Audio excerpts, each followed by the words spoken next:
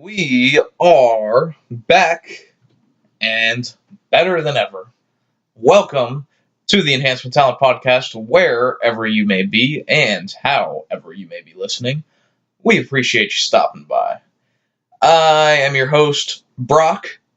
I am joined by Chris because we're going to start going on only first names now because that is what Vince McMahon wants us to do. I'm sorry, we had no control over it, but he told us it was something about marketing, pal, and some other nonsense. So, yeah, Brock and Chris. That's so true. Soon we will be shortened to initials. We might as well, because in my notes I've already started doing it. Yeah, so before we get into the whole show, I do just want to ask everyone that we all send our prayers and condolences to Ollie. Now, his first name, Mustafa, is no longer with us. No. A tragic death, and he will be sorely missed. Now, isn't it funny how they gave Apollo his cruise back? Yep. But yet they took Ali's Mustafa away. Yeah. Why is that? I don't know. I can't really... Why do they keep taking names from people, but yet Apollo got his back? I don't know. Maybe they just decided that Apollo was the one that didn't sound good. Really? That's the one? Yeah, that's the one. Okay. Yeah, so I guess we'll try not to harp on that too much, but there you go. It's out there. And pretty soon it's just going to be like, not even letters, but part of the syllable of the letter, like versus ooh. Yeah. Well, I don't get it. Vince McMahon continues to fix problems that don't exist. Only until he leaves. Once that football league starts, I think things will change. I still disagree with that, though. But well, just from what I've read, that's what he's going to focus on. But the thing is that he's not going to be as hands-on. He's hired people to do all of that stuff, and he's more of the financial supporter, pretty much. Oh, okay. But I did just see, I can't remember the number, but he sold a ridiculous amount of WWE stock to fund Alpha Entertainment / the XFL. Oh, yeah, when he did that some time ago. No, but he did more just yesterday. More? Oh, I know the first time he sold $100 million worth. Yeah, I'm going to look that up real quick just so I have the actual figure. Isn't it nice just to go, hey, I want to do this. Let's cash in $100 million. Yeah, it's very nice. Must be nice. Holy crap. Yeah, he sold $272 million worth. Holy just now. Crap. So there you go. So he sold almost $400 million worth this year. Well, or is that total? This was just yesterday. And then if you add the 100 that he already sold. Yeah. $370 million. Yeah. Jeez. Yeah, don't you wish you just had that money to just... Whatever. I'm not even greedy. I'll take 10%. Yeah. That's still $37 million. I mean, let's be honest. We'll take 1%. Yeah, no shit. I mean, if we don't have any other choice. I'll take $20 in a Klondike bar. Yeah, no kidding. So, Vince, if you're listening... Share the wealth. Just email me. I'll give you my PayPal. We'll work things out. Yeah, donate to our cause. Yeah. We know you listen, judging on what happened this week. Hey, if you tip us $1,000, we'll split it with you. So, I guess we'll get into the big main topic of this past week in WWE. Is that... I thought we did that. They got rid of all second names. Yeah. Well, something even bigger. Oh. So, first, we'll start with, it's all revolving the whole triple threat match between Becky Lynch, Charlotte, and Ronda Rousey at WrestleMania. It was announced, I believe, Monday morning. It was announced through various WWE social media and their websites that their match would headline WrestleMania, and it wasn't It wasn't their whole PR thing where they say it's a main event. That it is the main event, as in it will go on last. Which is, I don't know. I think it's awesome, really. Yeah. That they're not doing like co-main events like they've done before. Well, that's how they'll always brand it. But they didn't this year. So far, they're the main event. Yeah. They're not saying that Brock and Seth is a main event that I've heard.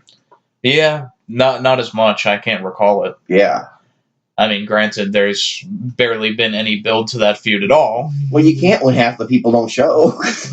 Yeah, but there's a third of them there, and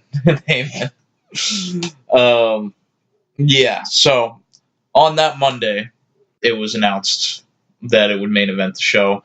I think I've said here that I would rather have Kofi main event the show, winning the WWE Championship. I think it would have made more sense with everything that's going on with them. Because I think it's the better storyline. But, what do we know? The story that they've done since Royal Rumble has been overbooked, convoluted, and even more twists that we'll get into in a minute. But the match itself and the three women in the match, I think, have earned throughout time to be in that main event slot. No. I know you're going to say two of them. Yeah. No, I mean, I don't disagree with you, but I'm not saying she's not an A caliber player, but yeah. This match shouldn't have even involved her. No, it's just not. It wasn't warranted. They set it up as just in case one of them got hurt, and they don't know what to do. Well, I think that's all cover up, though. I think that's a reason, but I don't think it was the reason. Well, it's the reason I'm reporting. Yeah, I know that's what's been said. But yeah, that's. But I think it was more that they just wanted Charlotte in the match. But why? Why does she always have to get her fat nose into places that don't belong? Yeah. Look, I don't disagree with you on that, but yeah, I could rant on that for a while. But my overall point was that all three of them, in some way or another, have moved things forward enough to be in that main event slot. Okay. And Charlotte is included in that. Okay.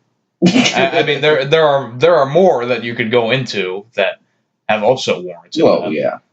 But like R-Truth, he should be in that match. Yeah. But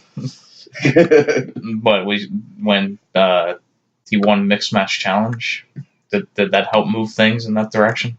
Well, he did have a title for a couple weeks after that. Yeah. So we'll get into what happened on SmackDown, though. Why don't we do Raw? Because we're just talking about this isolated incident. Oh, just the incident. Okay. And then we'll go back in chronological order. All right. I'm trying to cover all the big stuff first. Okay. So on SmackDown, we had there was like a Becky Lynch interview backstage, and she essentially just said what you say every week, in that Charlotte's a third wheel in this match, and she brings nothing to the match. And so Charlotte would respond by going to the ring and saying, I'll show you what I bring, or something along those lines.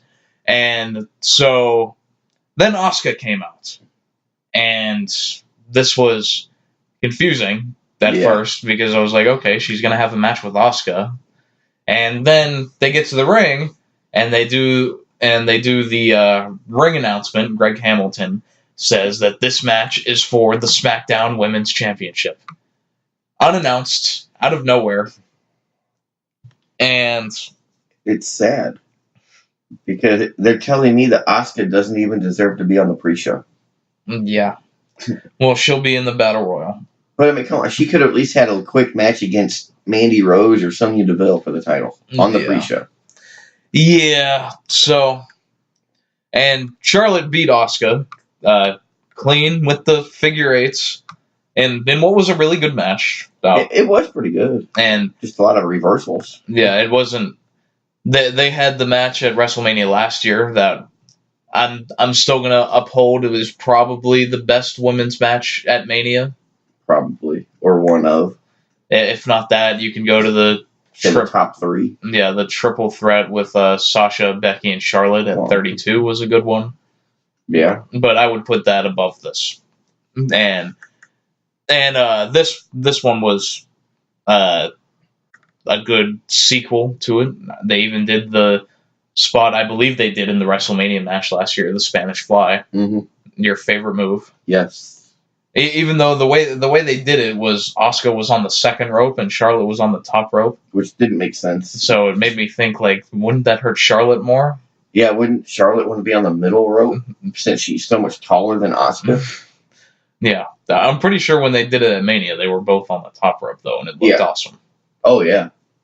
Yeah, that was a really good match. Yeah, I actually enjoyed that one. Yeah, and Charlotte just taps out Asuka with the figure eight in the same way we saw their match at WrestleMania end. And at that time, that ended Asuka's undefeated streak. And now it ended at this time, it ended her very what's the word I'm looking for? Yeah, we'll go with boring title reign. Or uneventful would be a better. Well, she's only had, like 2 title defenses, if that, one? Yeah, she defended against Becky at Royal Rumble and beat her clean. Capped her. Yeah, and then she had Mandy Rose at Fastlane? Yeah. Yeah, that one. And that was it. Yeah. and even Mandy Rose, she didn't even beat her clean. Mm-mm. It was all Sonya's fault for lifting a ring skirt up, but nonetheless. So, I think you kind of talked me down on this a little bit because I was ready to vent about their misuse of Asuka and how much this buried Asuka. But the truth to the matter is that she was already. If she wasn't 6 feet under, she was 5.5 feet under. Well, even at 5.5 feet, she's over, her height. Yeah. Yeah. So now we get to the implications that this will have for the WrestleMania match. Mm-hmm. And we'll mention too, I forgot to mention this, is that up until Tuesday, the whole week, they were advertising a fatal 4-way match between Carmella, Naomi, Mandy, Sonya. The winner would face Asuka for the women's title at WrestleMania. Yeah. Obviously, that did not happen. Card subject to change. And from what I read, it did change, but it changed like Tuesday morning. Yes. Is when it changed. As late as 5 o'clock in the afternoon, they were still advertising that match. Yeah. And around that same time, Carmella was posting on like Instagram or whatever about that match. So this decision was made extremely last minute. Which really doesn't make much sense.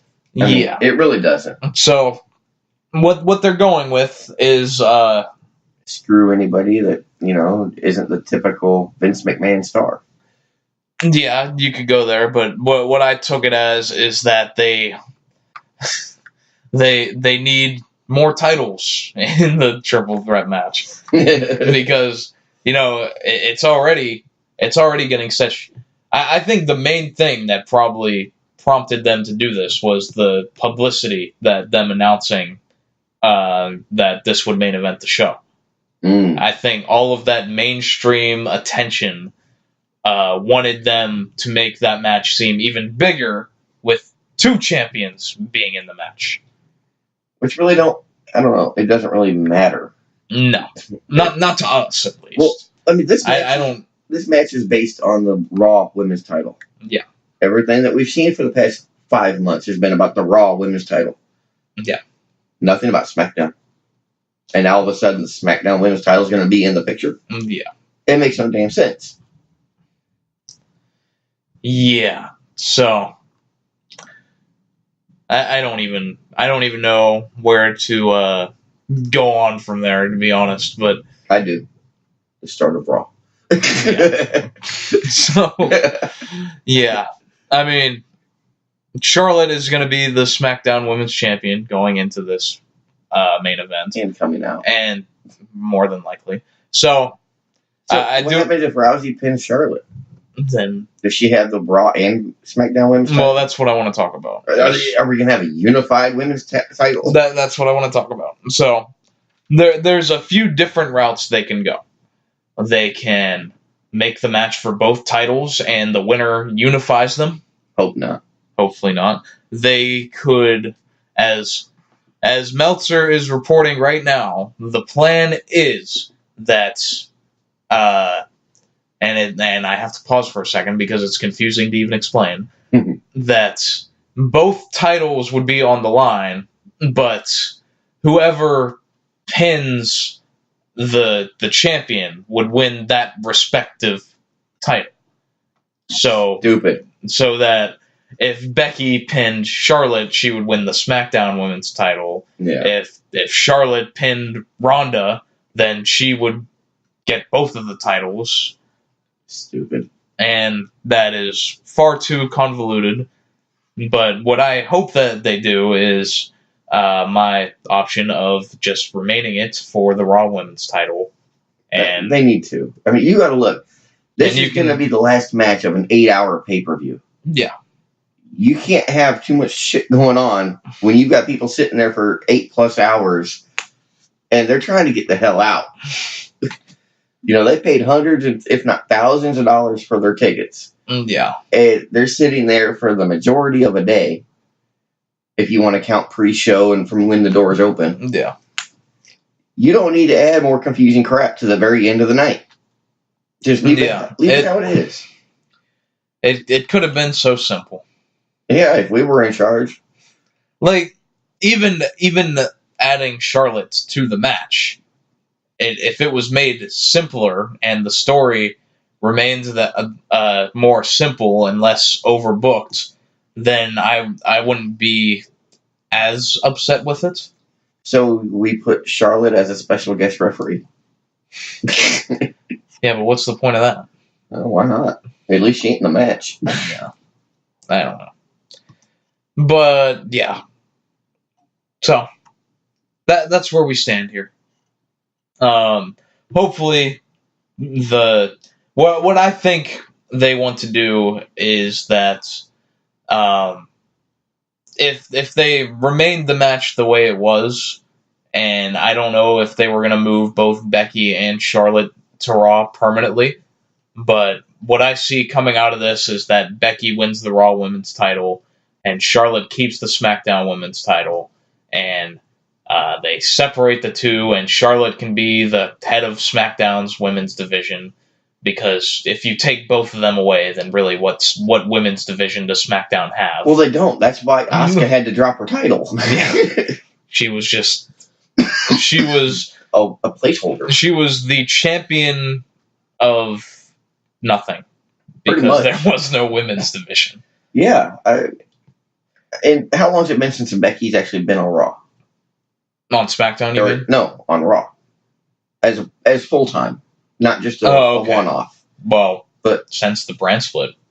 Couple years? Yeah. Okay. It's time to separate them. Yeah, no. Charlotte and Becky need to be separated. I don't disagree with that. Their story has run its course. Yes. And I'm not saying it's a bad story, because it goes all the way back to NXT. Yeah, and there have been some really good highlights. Oh, yeah. In that, especially their match at Evolution was fantastic. Yeah. It's time for something new. Yeah. Take the book back to the library and get a new story. Right.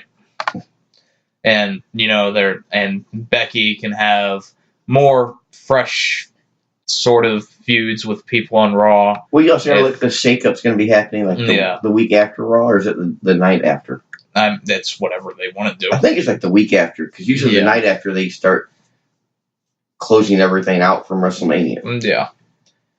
And, I would like to see Shayna Baszler get called up and she can feud with Becky. That's something that I'd like. Okay. But or even feud with Charlotte. Shayna, you mean? Yeah. Yeah, you could move her to SmackDown. Yeah. Just so we have new people. Yeah. They have women on the roster. There's a bunch of them. But they're not the championship material, really. No, not a lot of them. Most of them are low grade, and if we had like an IC title or something for women, that would be like the main title for most of them. Yeah. Yeah, like, SmackDown you have, after Charlotte and Asuka, you have Carmella, Naomi.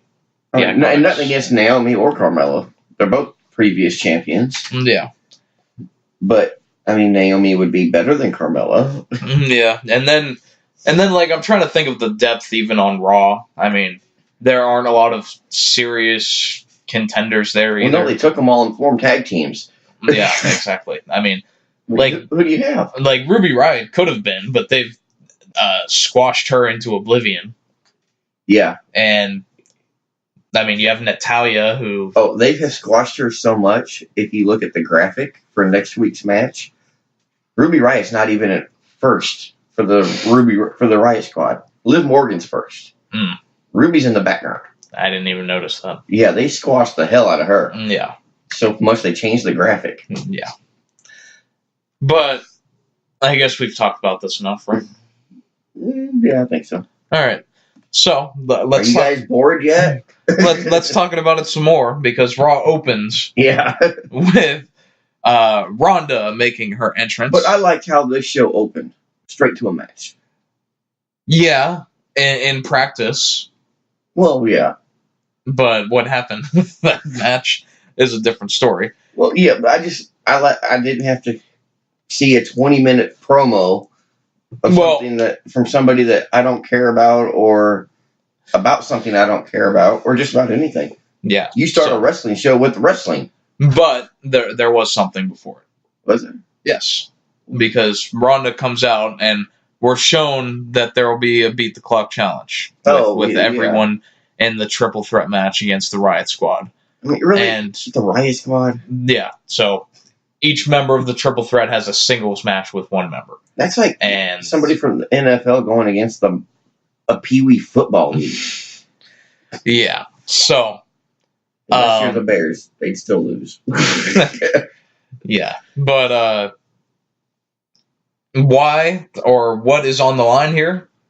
Absolutely nothing. Because normally when you have a Beat the Clock challenge, it's usually a title shot. There is a light at the end of the tunnel. Yeah. And so as they were announcing this, I was wondering myself, what is on the line here?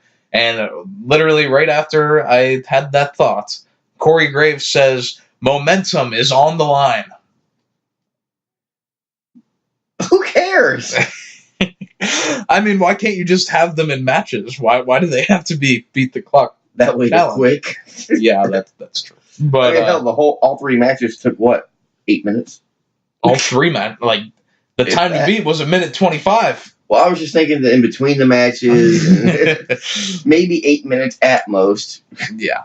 So Ronda comes out and she cuts a promo, and she mentions that the women are main eventing WrestleMania, and she just simply says, "You're welcome," and then she drops the mic. And if she would have ended the promo right there, I would have loved it. Yes. But then she goes back and gets the mic again and claims that she'll make Charlotte and Becky tap at the same time. Yeah. And then she drops the mic. And then she goes back and gets the mic again for a third time. And then she says she has no idea what a Beat the Clock challenge is. It sounds like another stupid gimmick. And she says, "So let's get this farce over with." Yeah, she should have just left that mic on. If she would have just said, "You're welcome," and dropped the mic and then went into the match, that would have been so much better. It would have been. It really would have been.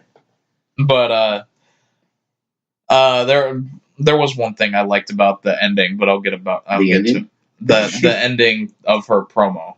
Yeah, the ending. Yeah, I see what you're doing now. Because she said it was a stupid gimmick and let's get this farce over with. Yeah. But, if you notice, after she wins her match, and she goes to leave, but then she stays at the stage and watches. Yep. Because what that tells me about her character is that she says this is a stupid gimmick and like acts like she's above it, but then the competitive nature in her still has to watch and see if she wins. Which I think that's a cool dynamic. Yeah, I mean, I like that because any competitive person, no matter how small, competitive you are, you're going to want to find out if you win.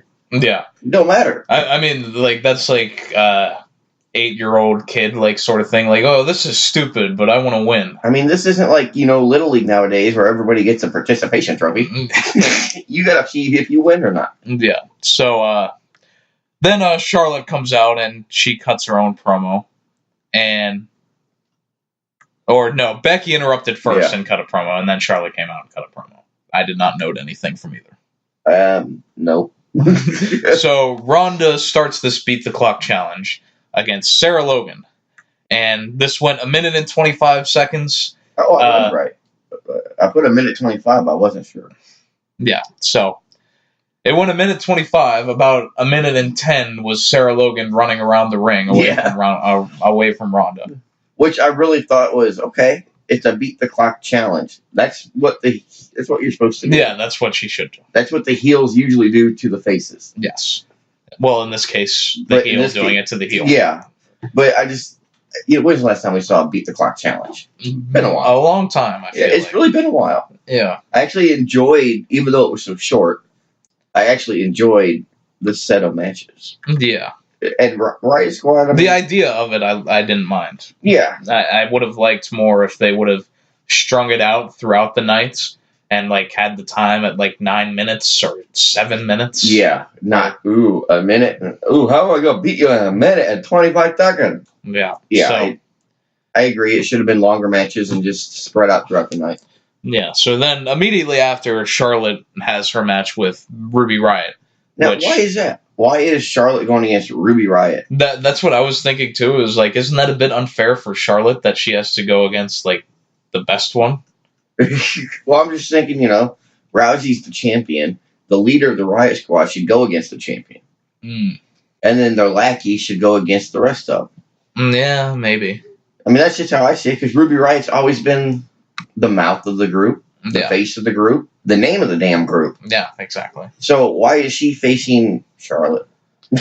Yeah, I don't know. And come on, Liv Morgan against Becky. So enough said. Yeah, so Charlotte had to win this match in less than 1 minute and 25 seconds, and she could not do that. She had Ruby in the figure eights as time expired. Props to Ruby for hanging in there. Yeah, she hung on for like 6 seconds. That's all that she needed. I mean, the fact that she hung on until Charlotte was, I'm going to say, disqualified. Yeah. Is awesome. Because I really thought they were going to let her maybe beat Rousey by a second. Yeah. But I like how they did that. Yeah, I agree. But I never really like when they tap out when there's like 2 seconds left on the clock. Yeah. I'd rather them tap out like 1 second late. Yeah. And so then Becky comes in for her match, and as you mentioned, against Liv Morgan. But before the match starts, Charlotte boots her in the face. So now we call her Concussion Liv. No, she boots Becky in the face. Yeah. Well, I know. I'm just talking about, from Brie Bella. Oh, yeah. Concussion Liv. Now we call her that. That was months ago. Well, I know, but this is WWE time. So, you see, it just happened on Total Bellas. Okay. Yeah. So, Becky ends up beating Ronda's time by pinning Liv Morgan with your favorite finish. A jackknife cover. Yeah. A roll-up. Yeah. And I put it down as 1 minute 18, I think. Yeah, she beat it by like 7 seconds. Okay. There was 7 seconds left at the clock. Okay, I didn't see how much time was left when the bell rang. I was like, well, damn, I don't know what to put. Yeah, so Becky gets the one-up on Ronda. Again, though, there's no reason. There's no point. Yeah.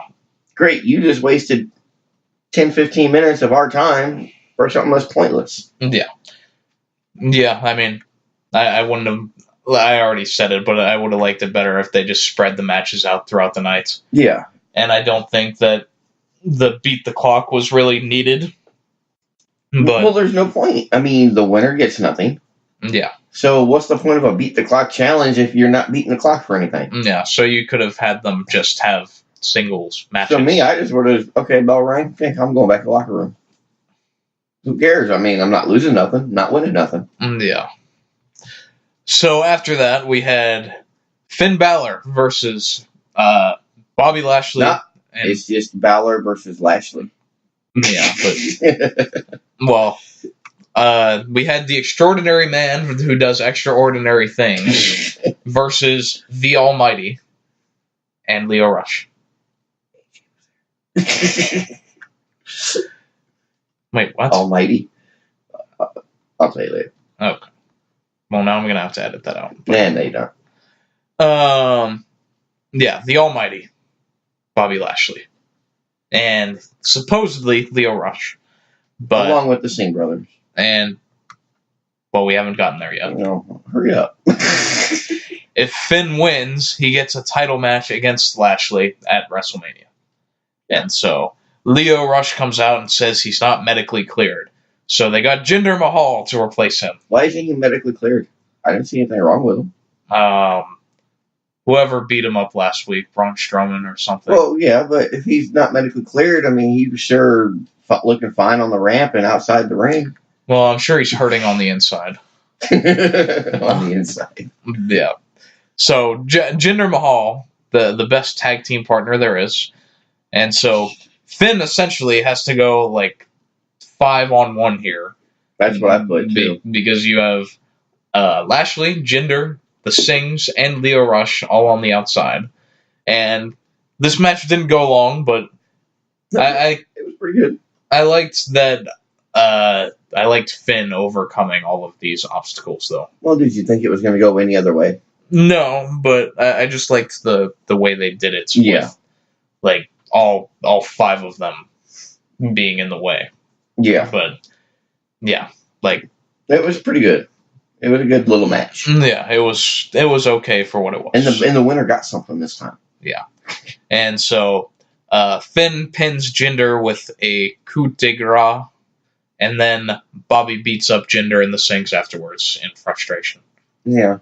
I gotta jump in my title! By the way, I thought Lashley walked out on Lio last week, but I guess that's still not a split. Yeah, unfortunately. But whatever. Maybe at Mania. Maybe he'll cause Bobby to lose at Mania, and then Bobby will just go off, and that'll be the end of Rush on the main roster. Yeah, but I don't know. He has no other place on the main roster. We'll see. I don't want to say that, though, because he's very talented. I'm not saying he's not talented, but he just doesn't have a place there right now. There's too many people without a place that are on the roster. I mean, I think Lio on the main roster is best just speaking as a manager or whatever you want to call him. Yeah, maybe, and once in a while, maybe because Vince doesn't like the word manager. Well, fine. He can be a valet. He's an advocate, a buddy, he's a Heyman guy. Yeah, whatever we're calling him this week. So next we had something that I'm sure you loved. We had Ricochet and Aleister Black versus the Revival in a non-title match, and this match ended with Aleister Black hitting a black mass on both members of the Revival, which was kind of cool looking. It was. I will say, when I say that, you expect it to kind of look stupid, but they actually made it look pretty good. It didn't look as bad as the double arm bar from Rousey. Yeah, or the double sharpshooter. I was about to say when every multi-women match Natalia's in, where she puts 4 women in a sharpshooter. Yeah. No. But the only note I've really got here is in the beginning of the match, you can see Dawson's on the outside and grabs Aleister's leg. Yeah. The ref looks right at him, looks down at him while he's holding his leg, and doesn't say a word. He didn't say, "Hey, don't do that." No. He just looked away. And it's what the hell? It's oh, you're cheating. Okay. I do think that I think these people are... The refs need to realize they're performing roles. I think that's the problem. I think they're too focused on like their main roles of relaying information and all of that stuff to remember that on TV they are playing a referee. Yeah, they have to act like a referee. Yeah, not just a message relayer. Yeah, so house shows, fine, whatever. Right, but you're on TV in front of millions of people. You need to get your shit together. Yeah, you need to treat this like there are a set of rules that you need to follow. Second week in a row, if I remember right, where exactly the same thing happened. Yeah, a referee saw somebody cheating and just said, "Oh, okay." Yeah, so hire back Kurt Hawkins is the only real solution. Bring in what's his name, Randy Anderson from WCW. The big poofy hair guy that was a Ric Flairs referee for a while. Was it not Charles Robinson? Patrick? Was it Patrick? Like Dan Patrick or something? It might have been. I thought it was Patrick or Randy Anderson. Well, I remember Patrick, I think, was the one they used in like the Invasion, and he had a match against Earl Hebner. Okay, that might have been him. I'm not sure if that's the same one or not. It might have been, but they need some. Like they did the whole storyline that he was like the crooked referee. Yeah, and he would always favor the WCW guys. Mm-hmm. I mean, that's what they need. The way the referees are now, they need to make some of them heel because that's the only thing that's going to help them. Well, if you remember, like in like the Attitude Era, a lot like Earl Hebner. Oh yeah, like all the time. I remember Triple H specifically, like.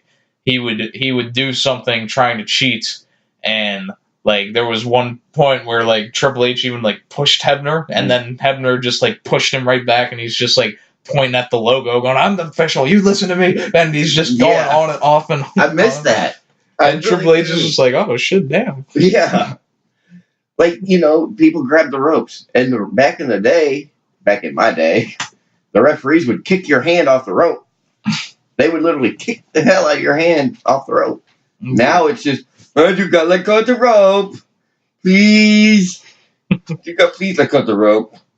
Yeah. So, after Black hit this double black mass, Ricochet hit his 630 for the win. Crowd was dead all match, but they popped for the finish. Well, yeah, but everybody pops for the finish. Well, particularly for that move. Well, yeah, I mean, it's a 630. I mean, I don't think anybody's done a 630 before. No, not here. Yeah. I don't think. But there's no point to this match. Well. Not as of Monday. There was no point. Well, we've already seen Ricochet and Black beat the Revival twice now, I think. Yeah. And so, I guess it's going to lead to the WrestleMania match, pre-show. Which... Well, there's going to be a lot of pre-show matches if you keep putting everything on the pre-show. That's because I don't want the good ones on the main one. So, we'll make them all a minute and a half long. I don't know if they'll just do Ricochet and Aleister Black against the Revival. I would think so. I don't really see anyone else that fits in that match. I mean, you could put Roode and Gable in it if you want, but we just had that match. Yeah.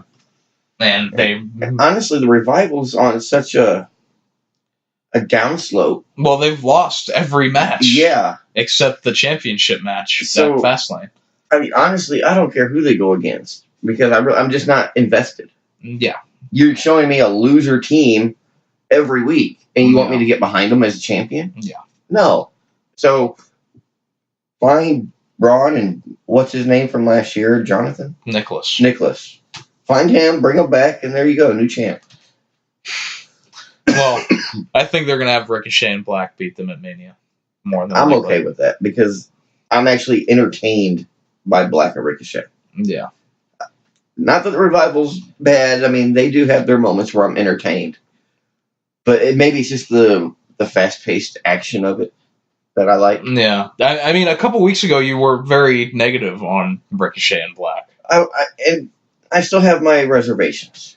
And it was more that they just won matches and didn't have much substance about them, I think was your point. And they still really don't.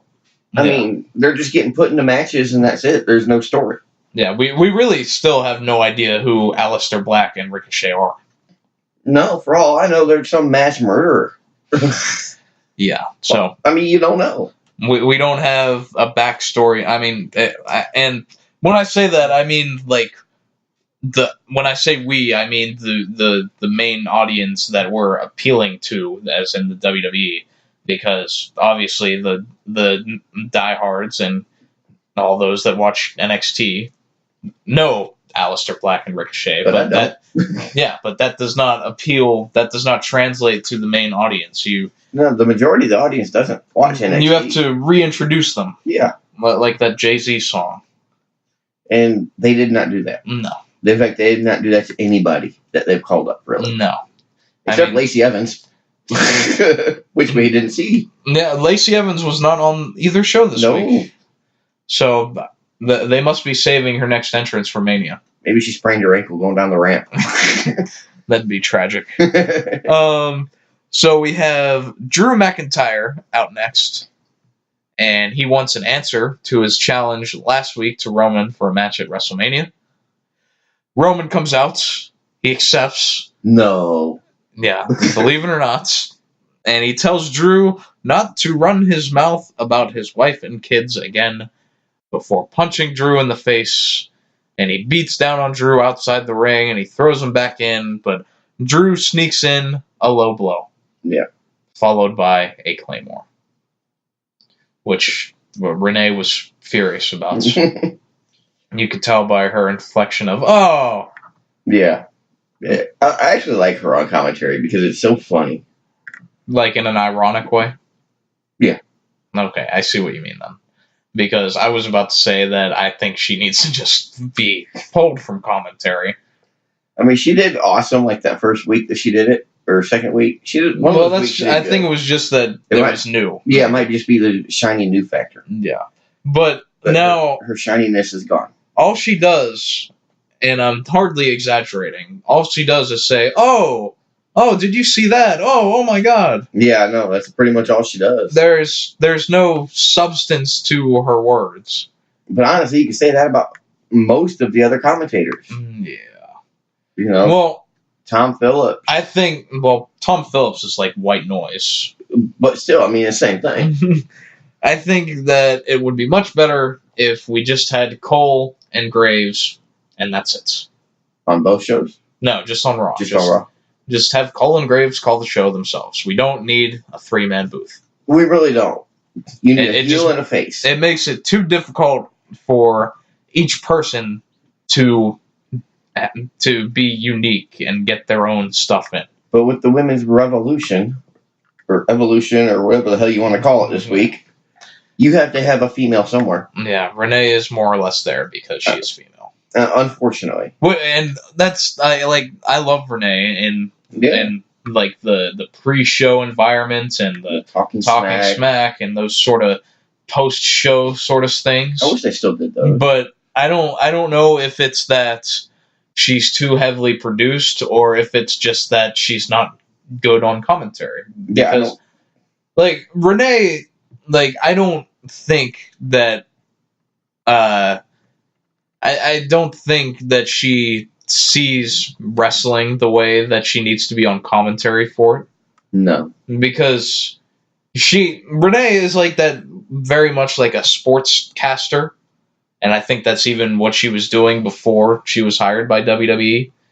So I just don't see her as a commentator. No. And I mean, it's no fault of her own. Maybe she just doesn't have the practice. Yeah, and she's very much been thrown into this. Yeah, and we saw that when she first started. Yeah. She was just put in there. Yeah, it was just, there you go. Yeah. And I can't say that she's better or worse than Jonathan Coachman. I'm not sure if you get worse than Jonathan Coachman. I'm going to say she's better because she's lasted. Yeah. It may not be that much better. But now we have Coachman on the pre-shows. Yeah, but how often do you really listen to the pre-show? Not often. How often do you actually watch the pre-show? I mostly just watch the matches. Exactly. That's all the pre-show. Unless I watch it live, which I do. Well, sometimes. Yeah, if you're watching live, you have to. And fast forward. And even then, I'm probably doing something else while they're talking. You're tuned out doing something on your phone or something else. Yeah. See, it's not often you actually pay attention to the actual pre-show. It's just the pre-show matches.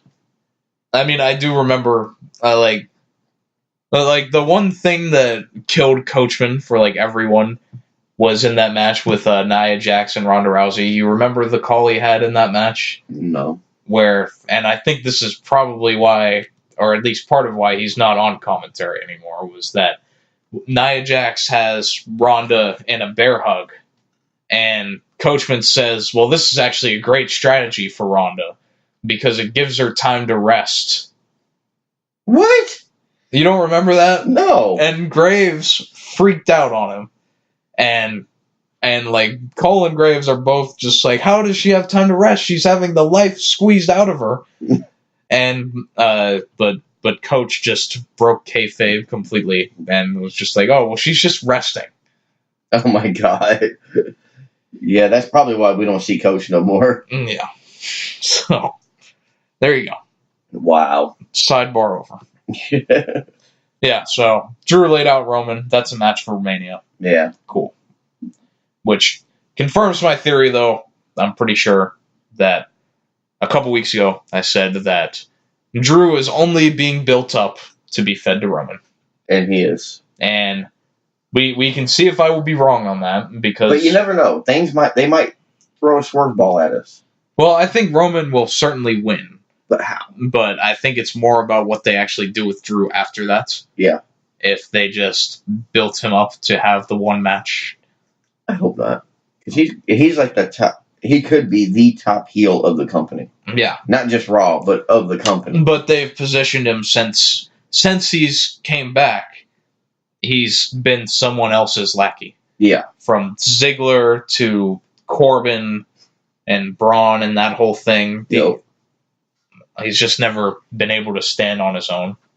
But he really hasn't had much chance to stand on his own. No, not a lot. Because he's always being thrown in with somebody else. And like even with Ziggler, like Ziggler still has like the last laugh of that storyline. Yeah. Because he eliminated him from the Rumble. Yeah. And then never came back. Yeah, he's like, you're out, I'm gone. So this was strange because after the commercial, Drew walks backstage, and who is there waiting on Drew but Dean Ambrose? Mm-hmm. Which I thought we were done with him. I thought we were too, but Dean is just standing there in the back waiting on Drew McIntyre, and that is how we get Dean back into the fray. And he challenges Drew to a last man standing match, which they've already had the Falls Count Anywhere match, and now they'll have a last man standing match. But,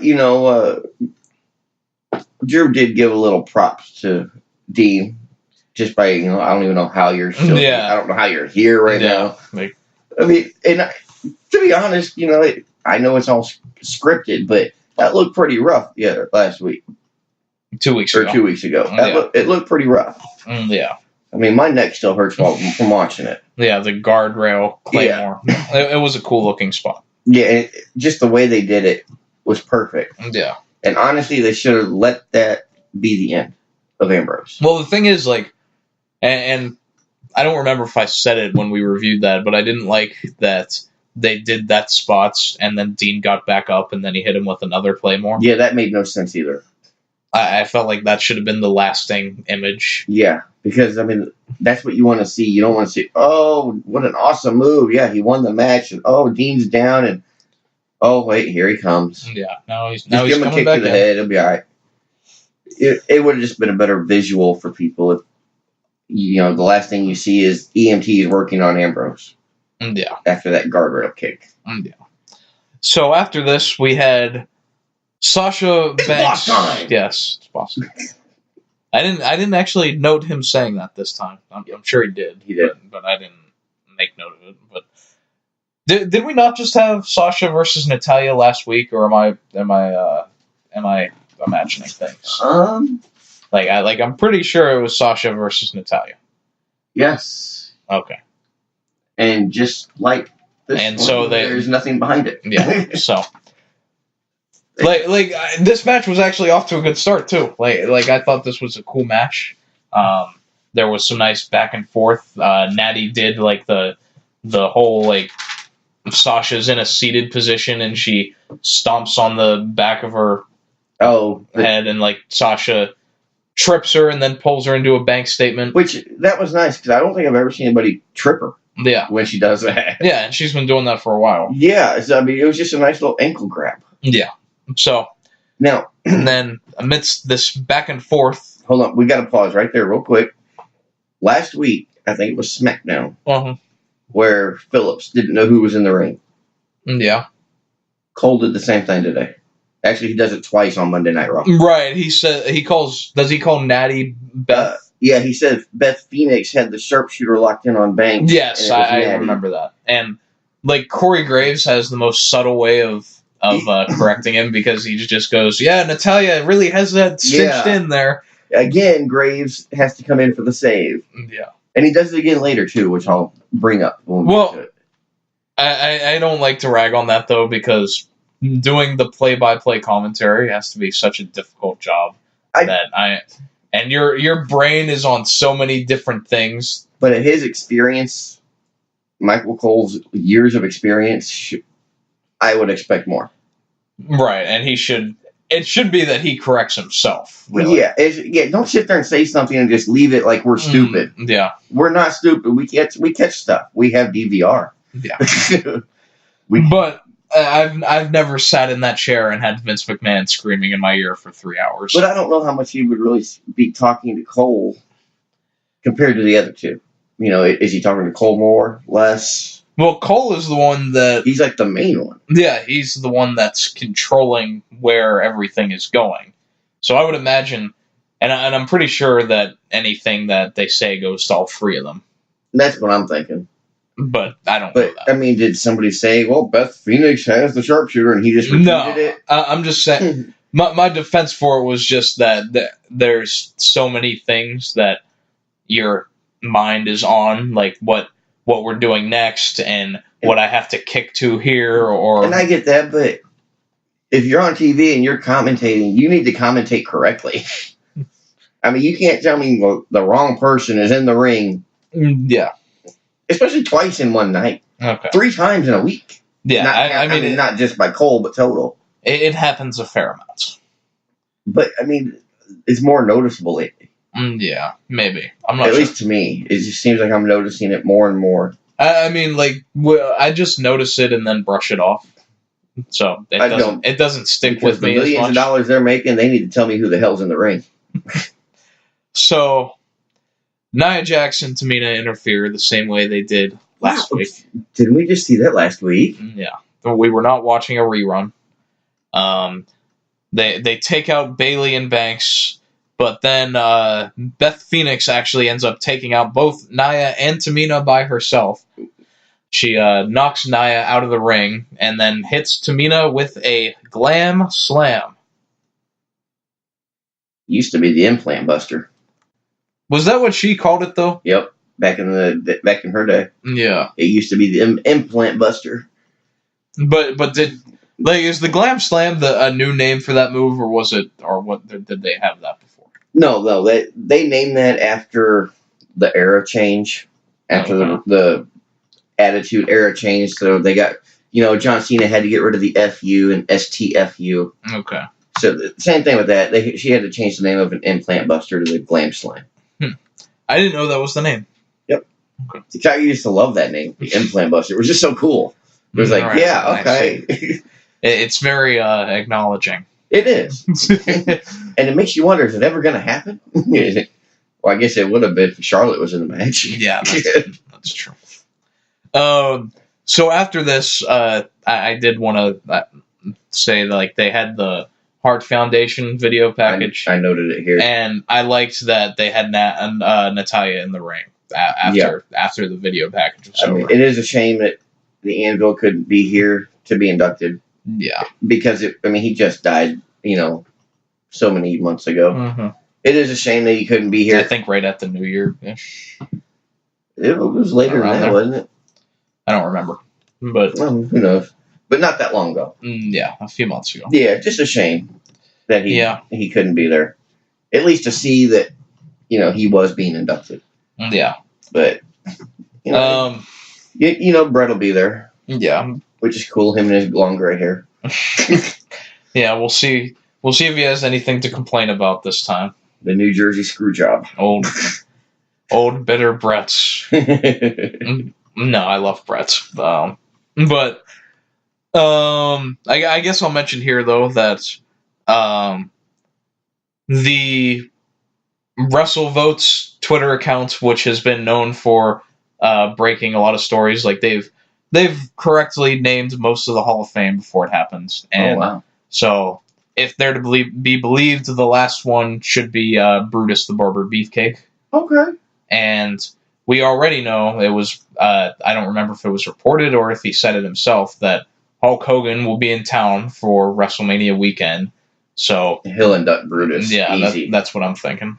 If you guys don't know, back in the 80s and early 90s, Hogan and Beefcake were like brothers. Brother. Yeah, brother. It was a really good matchup, whether they were teaming up or fighting each other. Yeah. They put on a hell of a show. Yeah. But to see Brutus the Barber Beefcake now, and I only say that because I actually just saw a clip of him the other day on Facebook from Hogan's Beach Shop. Okay. Dude. He's just a beefcake. He's not a barber no more. He carries the big shears with him still, but I think that's just to cut the steak up. Oh, man. If I didn't read that it was him, I wouldn't have known. I see. It looked, wow. Yeah, so... He could have been the Shockmaster and I wouldn't have known. So, if that is the case, we'll hear about it next week. Yeah, and maybe it'll be a surprise for Mania. Yeah. But that's okay. We're not going to be watching it. Yeah. At least not live. We ain't going to no Hall of Fame. No. We have another Moment of Bliss. But it's in the ring this time. Yeah. Which was for a reason. Well, yeah. But when her music hit, it was like, well, I don't see nothing on the stage. Is she wrestling? Well, they announced that it was going to be Braun and the SNL dorks. Yeah. But then there were 2 chairs in the ring. Yeah, I saw that. Wait, what's going on? I thought, okay, well, maybe they're not going to come in the ring. They'll be on the outside of the ring or on the stage. I do want to mention, though, apparently Alexa is working house shows or live events. Okay. Wrestling. So maybe she'll work on maybe a TV comeback. Yeah. So. Well, good for her. At least we know some progress is being made. Yeah. Because honestly, Raw needs her. Yeah, we need, or even if they move her to SmackDown. Or even SmackDown. TV needs her. Yeah. Not just me, but TV. There needs to be more credible women wrestlers. Yeah. And Alexa has won like 15 women's championships, so she's as credible as there is, and I guess. She's a heel that gets a face explosion. Yeah. I don't know. Maybe we'll see her just... Like I feel like she's kind of a tweener at this point. Well, now she is, yeah. Yeah, so when she does come back to a full schedule, I'll be interested to see if they...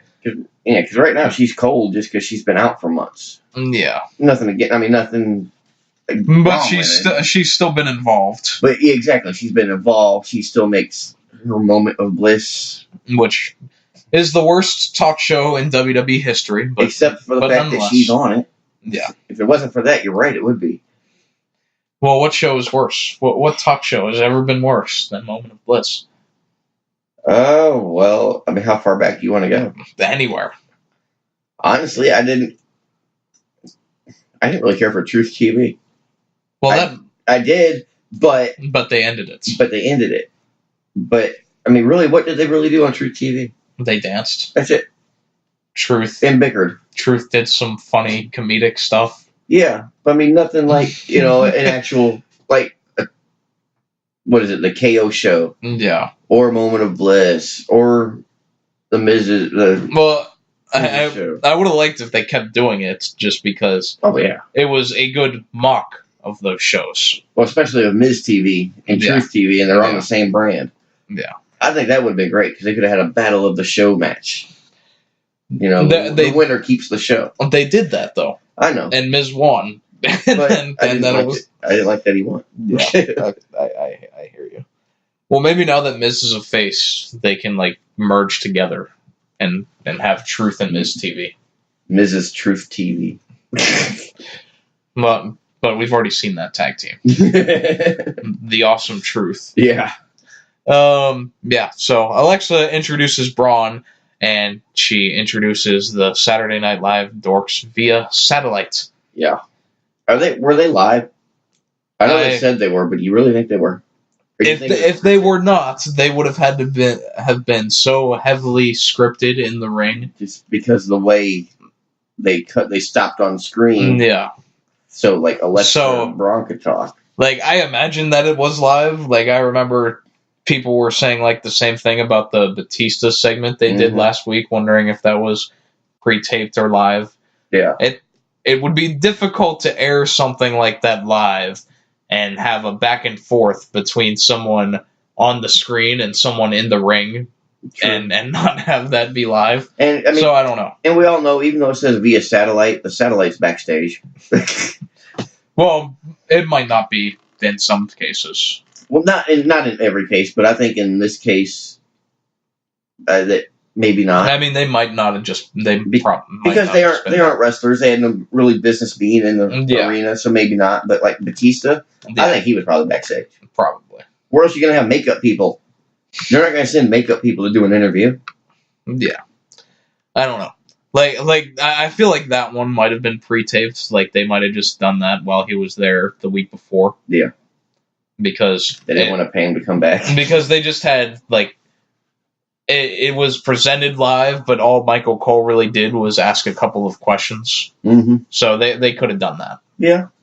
They could have. Yeah. So, Dork 1... if you recall, Dork 1 is the white one. Yeah, Dork 1.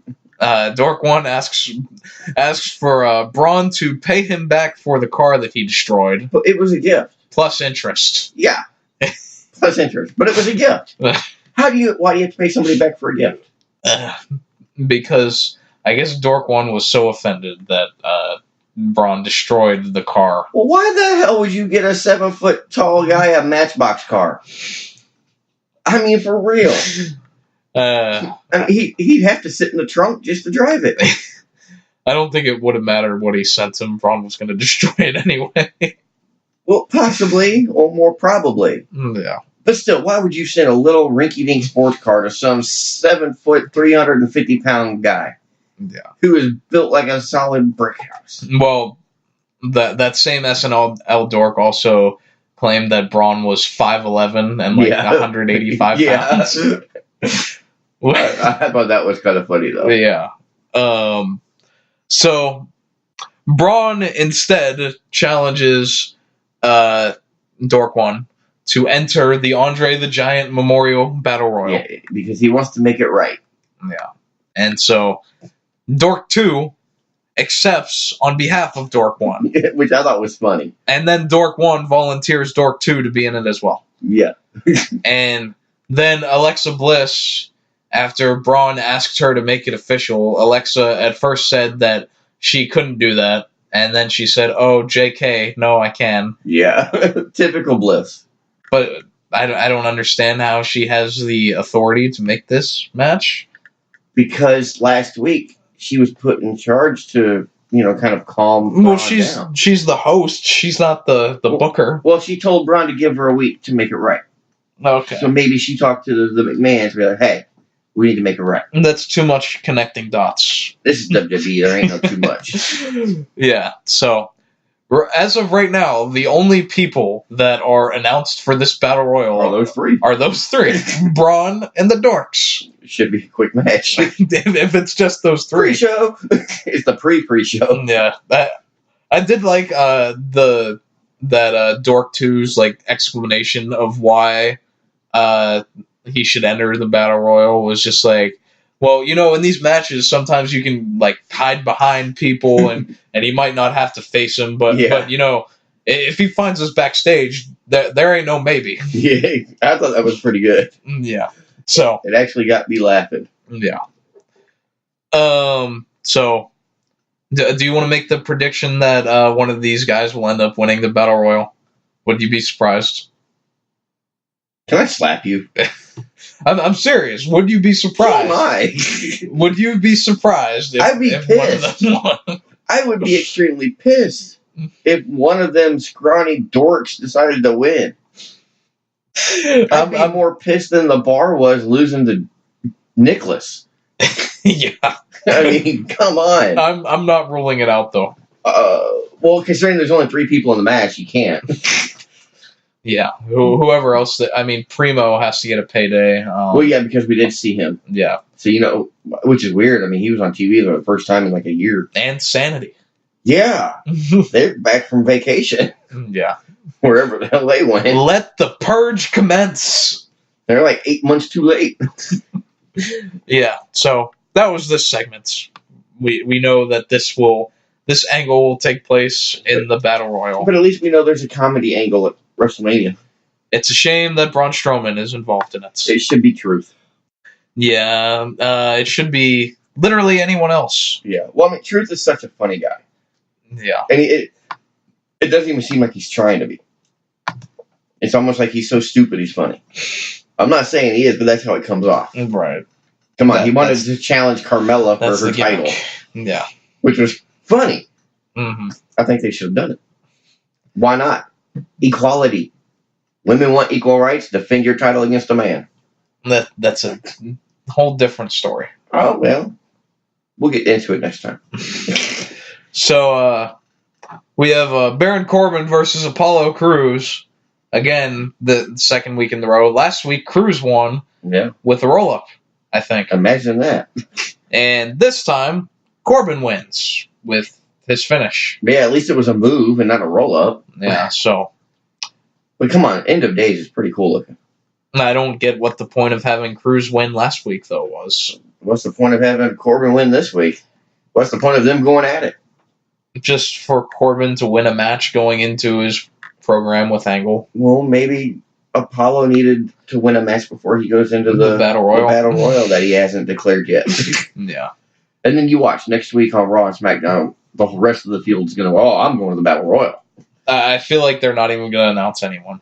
Oh, really? Just a couple. There's still not any announcement for the Women's Battle Royal. No. And it's still supposed to happen. Yeah. And even from what I read, they're not even planning on announcing anything. It's just going to happen. Yeah. So there you go. It's like, do we really need another Battle Royal? Because, I mean, we already had the Royal Rumble just a couple months ago. Both men and women. Yeah. Do we really need another men and women Battle Royal? Well, both of them are meaningless. I mean, they are. I mean, what? Corbin won. He got that big-ass trophy. And what happened? Nothing. I mean... Well, Mojo Rawley won. And what happened? He's in oblivion. He took the trophy around and showed kids. It's I don't even. You probably won't even remember that. No, because it was so stupid. It was on SmackDown that he always had the trophy with him. Okay. And he was just showcasing it to kids as a you can do anything sort of thing. Yeah. But what happened to him? Nothing. He's still looking into the mirror. Exactly. Wondering what did I do with my life. Yeah. I should have been on Raw. He is on Raw. Well, he was on SmackDown. Yeah. Well, I guess he got lost in that mirror because he wasn't on the show this week. Yeah. Well, that's because, his buddy Gronk retired, so they're out partying. Yeah. Well, that's who he's looking for in those mirrors. I'm expecting one of these days to have the Gronk just appear in the mirror looking back at him and be like, I'm here, my child. No, it's going to be EC3. EC3. And if they will take that idea, and I will take all credit for it. But, yeah. So, after this, we had Seth Rollins out to cut a promo on his red-hot feud with Brock Lesnar. Now, was this before or after the announcement for next week's women's tag match? I don't remember. Because I've got I didn't note that. Okay, I noted the match just because of what it was. Was that the 6 one? Yeah. So I didn't know if that's what you're talking about is before. Yeah, I didn't note any of it, but I guess I'll mention it that it will be Ronda, Becky, and Charlotte against the Riot Squad. And as they said on SmackDown, if any of the three turn on each other leave, talking about Ronda, fight, Charlotte, or Becky. Yeah.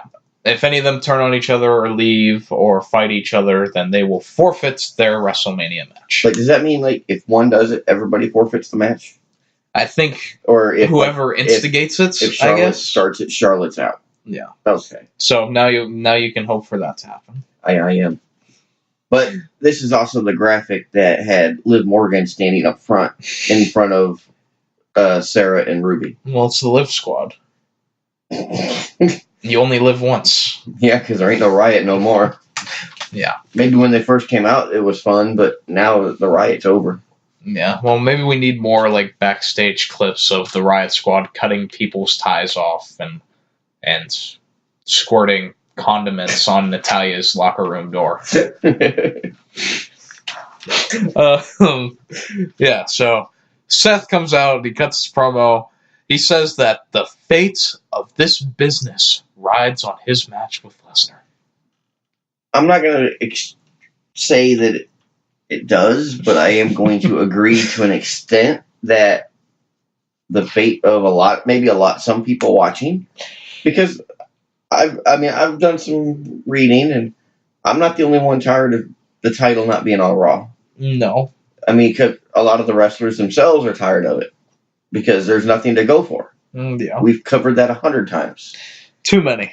So I think, in a way, he's right. Yeah. I mean, not like the company's going to fold up and go away if he loses, but I think some people will if he does lose. Because, I mean, it's ridiculous that we have to go another year without a real title on the TV, really. I know it wasn't the full year, but pretty close. Yeah. And obviously, Roman's whole deal threw a wrench into what was going to happen. Yeah, and obviously, I mean, you can't foresee that. Yeah. And you can't blame anybody on that. Yeah. But, unless it was just WWE creative. But I don't think that was true. No. But, I mean, yeah, that threw a wrench in plans. But, at the same time, that's 4 months that you could have had somebody else beat Lesnar. Yeah. So Seth cuts this promo. Eventually, Paul Heyman comes out and he mocks Rollins in his asking for thoughts and prayers and all that. Did you note the little kid in the audience? No. I didn't see it. I don't have commercials in mind. Right. So it was like just after an hour and a half in, as Heyman's doing his promo, the camera pans to a young kid in the audience, and he's just going back and forth like this, mocking Heyman. Yeah, that won't transfer to audio, but I guess that won't. Doing the mouthy symbol with your hands. Mouthing things with your hands, mocking Heyman. It was like around a minute or an hour and 32 minutes. Go check it out. It's hilarious. In fact, I'll see if I can find it real quick while we keep going. Well, that won't really transfer to audio again. But. No, it won't transfer to them. but at least you'll be able to see what I'm talking about. All right, so Heyman does his whole mocking Rollins thing, and then Heyman goes to leave, but Rollins runs up the ramp after him, and all Seth does is walk towards him, and Heyman takes a bump onto the floor, and then he goes, "No, please, I'm just an advocate. I was just kidding. I hope you win." Yeah. Which was pretty funny to me. It was. It really was. And Rollins ends with saying he's not asking for thoughts and prayers. He is here to answer them. Yeah. And then after that, Kurt Angle's music hits, and I did like the little bits where the crowd is doing the "you suck" thing with his theme, and Kurt is pointing at Paul Heyman as they do that. Yeah, but Charlotte also thought it was about her. Yeah. Oh yeah. I remember that he did that same thing, but he didn't point at her. No, he didn't point at her, but she thought it was about her. You could see it in her face. Okay. She's like, I suck. Well, I don't really get the trends that they're doing with like a wrestler's music hits to end the previous segment. Yeah. And then there's that awkward bits where they intersect at the ramp. Yeah. And like the only thing I think it is just to save time. Yeah. I mean, I could see that, but at the same time, it's like, really, give me a break. Yeah. Let them get back to the back. Yeah, it kind of steps on whatever happened before that. Yeah, it does. Yeah. Yeah, I couldn't find that. So, Kurt Angle comes out, and he's here for his farewell tour. And this week on Raw, he's going up against Samoa Joe. I like how he's handpicking his opponents, and he's not going with just easy ones. Yeah. He's going with opponents that mean something. This week, he did his TNA farewell tour because he faced Joe on Raw and then AJ Styles on SmackDown. Yeah. And so Joe comes out, and the match starts, and I loved the way they did this because it was a callback, and only those who watched TNA will get it, or if you at least watch Kurt Angle's debut. When Kurt Angle debuted in TNA, he got face-to-face with Samoa Joe, and then he did the headbutt to Joe. The same way in this match, Joe gets in Angle's face, and he headbutts Angle. Okay. So I did like that. I thought it was kind of weird because Joe doesn't usually do headbutts. Yeah. And I thought, well, that's kind of weird, but okay, cool. Now you know why. Yeah. The only really note I had on this match was, to me, the crowd seemed pretty quiet through this one. Yeah. Until the end. Well, one thing I did note is right away, Joe goes for a suplex on Kurt Angle, and Kurt Angle could not get off his feet. Yeah. And it ended up being a DDT, essentially. Pretty much. Angle just planted his head into the ground because he couldn't get off his feet high enough for a suplex. Yeah, I know. It happens again on SmackDown. Yeah. And so the finish, I am so tired of seeing this finish with Samoa Joe. What? The roll-up? Not just the roll-up. Every time, he has someone in the coquina clutch. And they just roll back. And they end up rolling him up somehow, and they get the 3 count, and then Joe looks astonished. Yeah. Like he's so angry and shocked. I mean, this is like the 5th time they've done that finish. This year alone. Yeah. It's getting old. Yeah. But so is the roll-up wins. Yeah. It's fine. I need to get a jingle done for like any time we have like a roll-up finish, we can like just hit play and there'll be like a jingle for it. Well, damn, we're going to be playing that for every match. Yeah. Like maybe like Hurricane Helms. He's just like, stand back. There's a roll-up coming through. Now, that'd be cool. With his music. Yeah. It's just getting old every week. There's like 2 matches that end with a roll-up now. Yeah. It was fine in the beginning. Well, this is the second one on this show.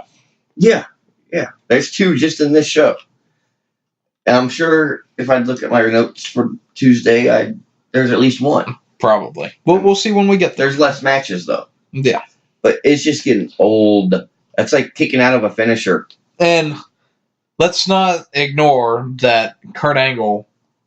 he's like 85 years old. Yeah. And he just beat Samoa Joe, who is your United States champion. Why has he got to be my United States champion? Why can't he be yours? He's our United States champion. Well, you said he was mine. He is the champion of the United States. Therefore, he is the champion of all of us. So that means if they go to Canada, he can't defend? I don't know. Whatever. But like, why is that? Why do they have an Intercontinental title and a U.S. title? What's the difference, really? Well, they're both titles. They're both gold, and they both get displayed and put on the line everywhere in the world. What's the difference between the 2? Well, what else do you want them to be called? I'm just curious what the difference is. I mean, Brock Lesnar is the champion of the frickin' universe. Yeah, and if we had smart aliens coming to town, they'd take it off of them. See, that's why he's not on Raw as much because he's defending that title throughout the entire universe. Okay, Heyman Jr. Like, the universe is a very large place, an infinite place even. Like, he's on Mars and Jupiter and other galaxies. 23472. In other galaxies defending that title against all comers. Or he's just up in Canada, chilling on his ranch. Yeah, he's in Saskatchewan. Nonetheless. That was good, though. Yeah. All right, where were we at? Oh, yeah, Joe lost ankle. Yeah, which was dumb. I don't get why. Because it's Angle's farewell tour. Yeah, but apparently there's nothing going on with Angle next week. Because everything I've heard between Monday and Tuesday is this was his farewell tour. Well, they said this was his match. They said this was his last match on SmackDown. Yeah, but why would that probably have one more on Raw. But why would he not do one on SmackDown as well? Well, he hasn't been having matches on SmackDown this whole time. Well, no, but being his farewell tour, you'd think he would.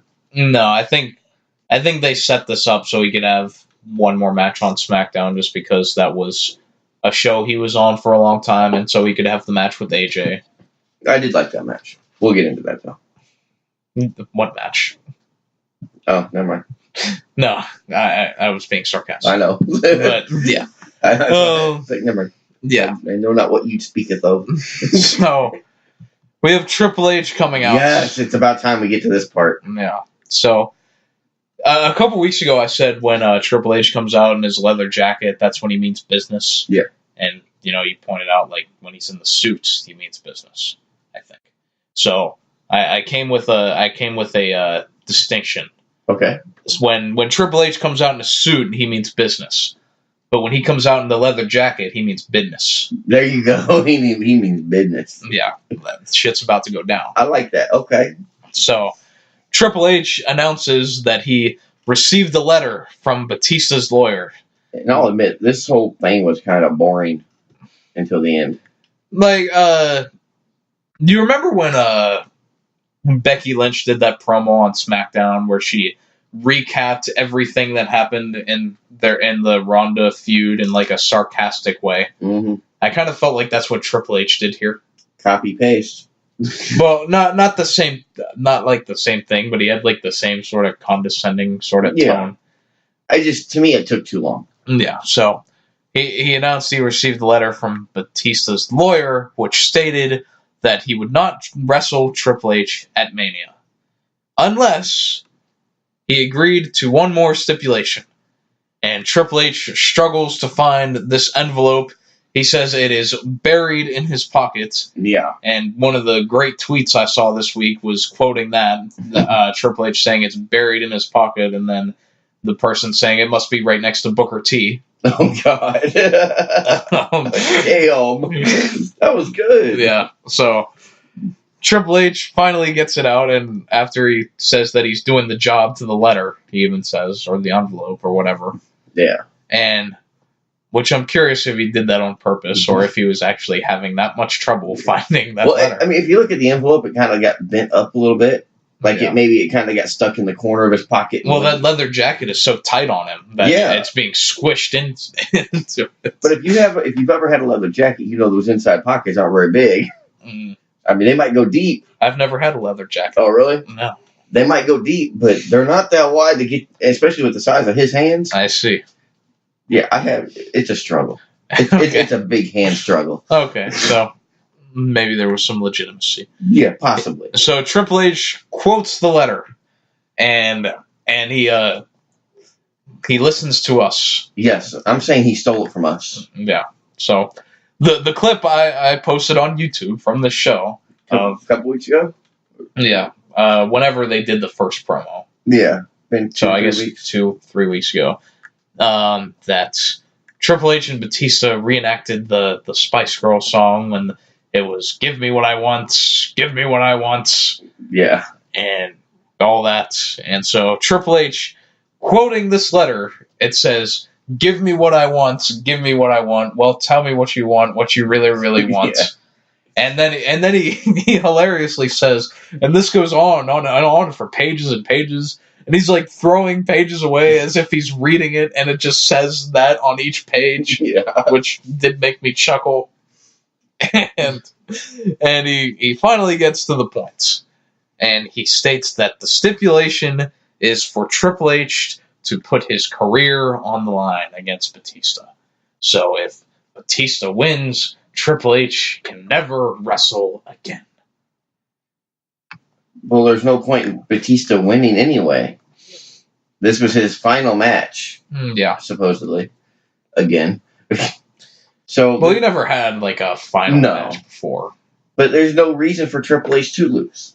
He's still in the company. He's still involved. He's still athletically able to compete. Yeah. Unlike, whether he needs to or not. No, I'm not saying he needs to.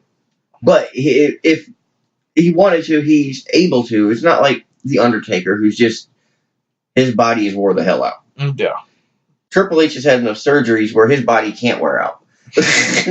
No, he's in very good shape. I mean, he can still keep up. And look at Vince McMahon. 70's like 5 years old. Yeah. And it was just a few years ago. He was on the cover of Men's Fitness. Yeah. I mean, the dude's in shape. He could keep up. So it's... Well, so much HGH can do that to you. Well, that's true. But it's... Allegedly. Yeah. Nothing came out of that. But, I mean, he's taking care of himself better than most. Yeah. To the point where he's probably able to perform for another 5 to 6 years. If he wants to. Yeah. It's not saying we need him to, or even want him to. Yeah. But he could if he chose to. So, Triple H says this is just the latest attempt for Batista to quit because he thinks that Triple H won't accept to this, I guess. And so Triple H says he won't let him do that, and he accepts to the terms. And he says, and like he goes on about how he's not obsessed with Batista, he's just obsessed with kicking his ass. Yeah. Which I believe would constitute as being obsessed with him. Or just his ass. Yeah. So, he accepts. I don't know what really inclines Triple H to accept. Because he's the boss, he can do what he wants. Yeah, but what's the point? Because they're going to have Charles Robinson be the referee. And you know how he can be. I don't get your point. Dude, he'll be on Triple H's side. I don't think that's where they're going. They could. Yeah. So, I think that this was probably added in just to give some element of unpredictability to it. Probably. So that, I mean, maybe Triple H wants to retire. And that's what I was just going to say. Maybe he actually wants to be done in the ring. Maybe he wants to focus, corporate and backstage and do the corporate crap. Yeah, my prediction is still that Triple H will win. Oh, yeah. Definitely. But I think they threw this in there just to throw us off the scent a little bit and give some sort of reason of doubt. Yeah, and you never know. I mean, it might be just what he wants, a way out of the ring. Yeah. Without having to do some grand Kurt Angle farewell tour. Right. But I also cannot see them retiring 2 wrestlers on the same show. Being Angle and then Triple H. Yeah, that could be a fair point. So I can't see him doing that. Saying happy retirement to 2 of the biggest people in the last 15 years. Yeah, on the same show. On the same show. It would be different. Well, it'd be like one's taking the spotlight from the other. Yeah. And it'd be like Triple H taking the spotlight from Angle because Angle's been on a tour saying goodbye. Yeah, like when Michaels had the match against Undertaker for his career, you wouldn't have wanted a second retirement match on that same show. Exactly. Yeah. So I understand that. I honestly don't think Triple H is going to lose. Yeah. So throughout the night, we had these Elias segments. Yeah. From Times Square. Yeah, he was at Times Square, he was at Madison Square Garden, and maybe he bought a ticket to the ROH show. But maybe we should. Yeah, unfortunately, they're sold out. Scalpers, man. Yeah. Yeah, so Elias, throughout the night, he had those segments, and he's playing on the streets, and in the segment earlier, he had, like, a cup of coffee that someone put a quarter in. And it was almost like he had like this epiphany, like, people will give me money. Yeah. So then the next segment we come back and he has a bag and he's playing the guitar, and somehow there are like hundreds and 20s all up in this bag. And I think he claims that there was probably over $3,000 in this bag. Yeah. And so he's playing, and you see someone walk by and put some money in, and then a second later you see a guy come up in a hoodie, and he rolls his sleeves up, and then he picks up the bag and runs. Why would you roll your sleeves up to do that? Yeah, I don't know. I mean, come on. One, you're rolling your sleeves up. If you have any loose arm hair, it's going to fall and leave a clue for the CSIs. So, Elias sees this, and he decides not to chase this guy. Well, no, probably but that little scrawny dude was faster than Elias. And it was also pouring down rain in this scene. That's true. And Elias was under like a roof. But he also has a good point. And then he says, I don't need it because I'll make more money during WrestleMania. Exactly. And I mean, I don't care how much money you have. I would still want my $3,000. Yeah, I mean, well, to us it's a lot of money, but I mean, come on, just the referees on WrestleMania get like $5,000 a match. So, and then after this, like the dude comes back and steals his guitar case. Yeah. So I think it would have been funny if you just snatched the guitar out of his hand and took off too, just to make it complete that he took it all. That to me that'd be hilarious. And his scarf. Anything else? And watch it be Jericho. Yeah. So this was all to build up the Elias being the headline musical act at WrestleMania. Yeah. And we will be able to walk with Elias. Or run away from Elias. Yeah. I didn't mention that's going to be our bathroom break. I didn't mention too that they announced that Joan Jett will be there to play Ronda Rousey to the ring live. Oh, really? Yeah, you didn't see that? No, I must have missed that. That's cool. So she will be there. So we'll have another musical performance. But I mean, a lot of people may not know who Joan Jett is. That was hilarious to me because so many people had no clue. Yeah. If you don't know who Joan Jett is, just Google her. I mean, that's all you got to do. I mean, all you have to know is that she sings Ronda's theme. Well, yeah. Yeah. Yeah, pretty much. I mean, that song was around before Ronda Rousey came in. That song was around before Rousey was born. Yeah. Trust me, I know. I was still around then. So, yeah. I don't remember if I wanted to mention something else, but yeah. Oh yeah, I was just gonna say that we have musical performances that aren't Flo Rida or Florida or Pitbull. I always thought Flo Rida was kind of funny because it's just Florida. It took me a long time to actually realize that. I know it took me a while too. It was like Flo Rida.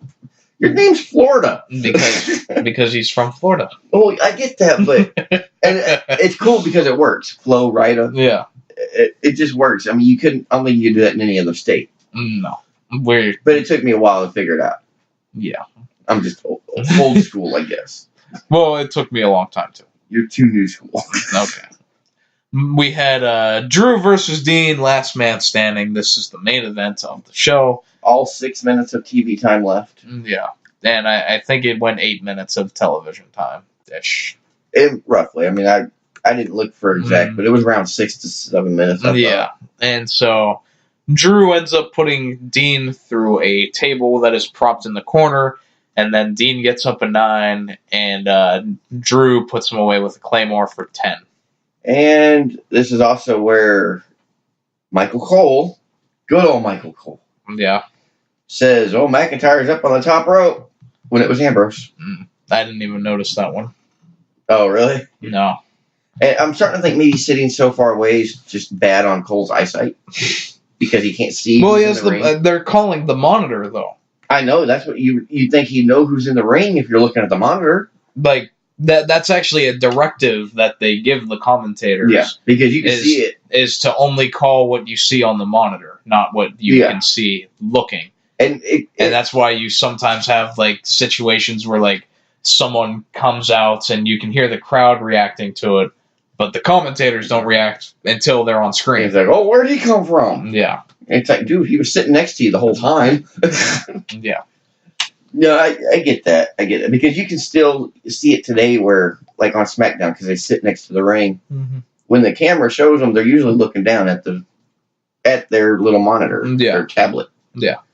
Whatever you want to call it now. Yeah. But I guess it makes it more difficult on SmackDown because you're right there. So if anything happens around you, your vision can see it. You have to just ignore it. At least on Raw, he has an excuse that, they're 100 feet from the ring. Yeah. They need to watch the monitors. Mm-hmm. Well, if you're watching the monitors, you should know who's in the damn ring. All right. Twice in a show. So you think we'll see Dean going forward? I didn't think we'd see him anymore because everything I read said he was apparently now they're saying that this was his last I think this should be. I think he'll come back next week for one more. Yeah. But his contract is not up until after Mania. Yeah. There's still a chance he may show up at Mania and help Roman win. Yeah. And that would be a way to get Roman over without hurting McIntyre too much. Maybe. Just a way to save McIntyre's destructiveness. Yeah. Because look what they did with Braun. They turned him into a joke. Yeah. They're doing the same thing. They're going to do the same thing with McIntyre. Yeah, they very well might. So they need to do something without hurting them. Yeah. So, you want to get into Kofi Mania on SmackDown? Yeah. All right. So, SmackDown opens with The New Day. Fresh off being screwed over by Vince McMahon last week. And Kofi having to run the gauntlet and end up facing Daniel Bryan at the end. And how do they open the show? They come out and they're happy throwing pancakes. Yeah, until they hit the ring. Yeah.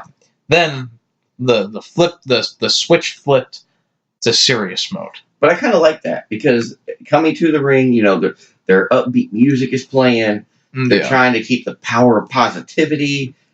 And I didn't mind this as much as I normally do. I didn't either because once they hit the ring, the smiles were gone. Because it's seriousness. Because normally I'd complain like before with Rousey with that how she would come to the ring smiling and high fiving everyone. Yeah, and then she'd cut a vicious promo. Yeah, I didn't mind it as much here, I guess. But this wasn't so much as a vicious promo, more of a hurtful, being hurt promo. Yeah, and so. Xavier and Big E reflect on their career as part of the New Day, and has it really been that many years? 5 years? Yeah, since 2014. That's when they were formed. Doesn't seem like it. I know. He said 5 years. I was like, dude, you're smoking crack. Yeah. Wow. Well, they were for the first year of that, they were. I don't think they were really that. Well, they were heels. Yeah. They started heels. Yeah, and they weren't really that over. No. And everyone thought that it was a death wish for everyone involved. So that means that Kofi's been involved with the New Day for almost half his career. Yeah. Wow. That's pretty cool, though. That's a pretty good feat to say that you're in a faction for that many years. Yeah. Guaranteeing you almost a spot at the Hall of Fame at some point in the future. Yeah. Eventually. So. Then they mention that they have discussed walking away after what happened last week. Well, if you watched any of the little video clips from Big E, after last week, I mentioned that last week, and Woods has done interviews since then, saying that he has his video game channel and he has other things that he can do, trying to sell you on that. And before they make that decision, though, they say that they're going to give Vince one more chance to make things right. I like how they called Vince out because they did it politely. Yeah. They didn't demand... They demanded him to come out there and said they weren't going to go anywhere, but they did it nicely. Right. They weren't screaming into the mic, "Oh, I'm not going anywhere until you get your ass out here." No, it's like, Vince, we have no problem staying in this ring until you come out here. Yeah. I think it was they portrayed that they were at the point that if they didn't get what they wanted, then they were perfectly happy just leaving. Yeah. Which, I mean, I like how they're playing that. Yeah. And I don't know. I like how they called out Vince. Yeah. It was just different. Right. I think it fits for them. It does. And then out comes Vince, and he starts to speak when out comes Daniel Bryan. And Daniel Bryan has this great moment where he tells Vince to let New Day quit, saying they are a stale novelty act and one that Vince created himself. Yeah. And Bryan says we can just call up 3 guys from NXT and call them Fresh Afternoon, and they can throw waffles into the crowd. And that got a pop. Yeah. That actually got a pop, but he's got a point. Yeah, which is what they tried to do when Diesel and Razor Ramon left. Yeah. Well, we'll just make 2 new people, Diesel and Razor Ramon. Yeah. It didn't work. No, but it was funny. Vince ends up, after he just mocks the fact that they're acting like they're going to quit. He's just like, you're not going to quit. You're not going to quit. Everybody loves it here. God damn it. Nobody wants to leave. You should do voiceover for his cartoons. Yeah, they have the cartoon, Camp WWE. Well, I was thinking, like, when they team up with, like, Scooby-Doo and do the WWE movie. Well, maybe when they get bought by Disney, we could work on that. I'll give it a couple years. Yeah. But in the end, he ends up giving Woods and Big E a chance to earn Kofi his WrestleMania match. Hold on, pause. Doesn't Disney already kind of own WWE? Or at least SmackDown? Because they own Fox, and Fox now plays SmackDown, and they paid for it. Well, I don't think that means they own them. No, I'm not saying they own it, but I'm just saying they may own the network that one of their shows will be on. And they paid WWE for their product. Yeah. So to me, they kind of own. Yeah. Just saying. Yeah, well, how long is it until they move to Fox? October. Like 19th, I think. Which is weird to be the middle of the month. You think they do it the first of the month. It's going to be fascinating when Ronda isn't even there, more than likely, and I'm pretty sure that she was like a big chip in this bargaining. I don't think she was, because why wouldn't they make a deal about Raw? That's where Rousey is. Yeah, but the rumor was that Fox wanted to move Rousey to SmackDown when it was on Fox. And that was where, like, the whole wanting it to be a more sports-oriented sort of show. But this is also the same people that want more edgy and raw material. But I don't doubt that they used Ronda as, like, a bargaining chip. As, like, sure. we have a draw here. Mm-hmm. And they could have used that. And they could have, because at the time it's true. But, if her contract's up, you can't force her to stay. Yeah. If she wants to have children, then can't really force her. Mm-hmm. But we'll go off topic here for a minute, because do you remember the story that Ric Flair in an interview said that this was in like summer of like last year? Ric Flair said that Ronda is only going to be there for a year because she wants to have kids. Mm-hmm. And then at the time, everyone was like, nah, Rick, he's just, Rick, he's just crazy. Yeah. And then we get to here. Yeah. And that's exactly what's supposed to happen. I mean, of course, it's not set in stone. So, everything's just rumor until it happens. Yeah. But the rumor mill... Well, all we know for sure is that she's not advertised for anything post Raw after Mania. Yeah, I think that's the last thing is that Raw. Yeah. So that might be the end of it, which is fine. Yeah, and it could always change. And let her go have her kid. Let her come back in a few years. Yeah. That's okay.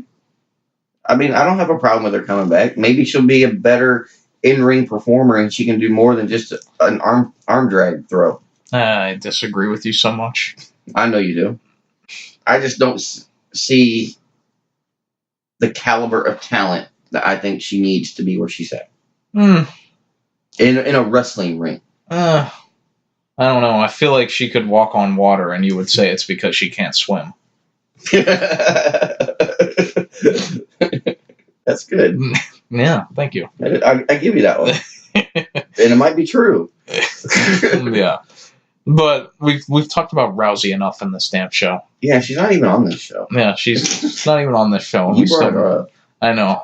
That was my fault. All right, now back on topic with Xavier on the mic and Bryan talking. Yeah. Did you notice how he kept calling Daniel Bryan? No. Like Woods was calling him that? Yeah. Just like 5 times in a row. Every time he said his name, it was Bryan. Not Daniel Bryan, just Bryan. Which we all know is his real first name. Right. So it was kind of like, is this new? Are we dropping the Daniel and he's just going to go by Bryan? Well, that'll make his name difficult because he's supposed to be like the new Daniel Bryan. Well, now he's the new Bryan. Yeah. Well, they're dropping names. We'll see if he's next. I think he's more established, though. It seems like it's mostly newer guys that they do that with. Yeah. I mean, I can see that. But it's just weird. Yeah. And it just caught me off guard why you're calling him Bryan. Yeah. Not DB, not Daniel Bryan, but Bryan. No one's ever done that I recall. Well, I'm sure someone has called him Bryan. Well, not on the mic like Xavier did. Like several times in a row. Yeah. I didn't even catch it. Wow. I was more focused on Vince and his ridiculousness in this promo. He even told Bryan to shut up. Yeah, I know. Which was weird. It was kind of funny, though. I thought they were on the same side. Well, you only take so much crap. and like your shit fly. It was like every time Vince would say something, Bryan would come in and be like, yeah, you stick to your guns, Vince. Mm-hmm. And then eventually Vince was just like, shut up. Yeah. That was great, though. Yeah. So, there you go. And that sets up the main events with Big E and Xavier going in a tag team gauntlets. And if they win, they qualify Kofi for the WWE Championship match at WrestleMania. So, there you go. Another gauntlet match. 5 matches for the gauntlet match. Yeah. Wow. Well, we'll get into that. That's more than they ever have on SmackDown. Yeah. And we have 2 other matches. So we have a record-breaking week this week. After that, we had the Charlotte and Asuka thing that we talked about at the beginning, which was just out of nowhere. Yeah. I mean, not advertised, nothing. Just Charlotte's in the ring, Asuka's music hits, and next thing you know, the title's being held up. This is for the title. Like, what the hell? Yeah. So after all of that, we had Kurt Angle on his farewell tour, his final match on SmackDown against AJ Styles. Oh, we're just going to skip the Asuka Charlotte match, aren't we? Yeah, we already talked about it. I know. I just want to make sure. Yeah. And so this goes about 90 seconds before Randy Orton comes in and RKO's AJ Styles. And then Angle comes in and he gives Randy Orton the worst Angle slam ever. Oh my god. Because he dropped him in midair. It looked like he dropped him on his own head. On Angle's head. Yeah, like when he fell, like Orton landed on his head. Yeah. It was a Bella botch. Yeah. So we'll see if they end up keeping this Baron Corbin match the same, but we know they're not. If whatever match Kurt is in, it's not going to be very good.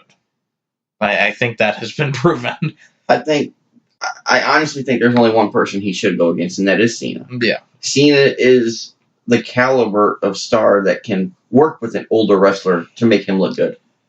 Yeah, as much as he can. Yeah, least. I mean, you can only do so much, but, I mean, Angle's still got a little bit in him. A little bit.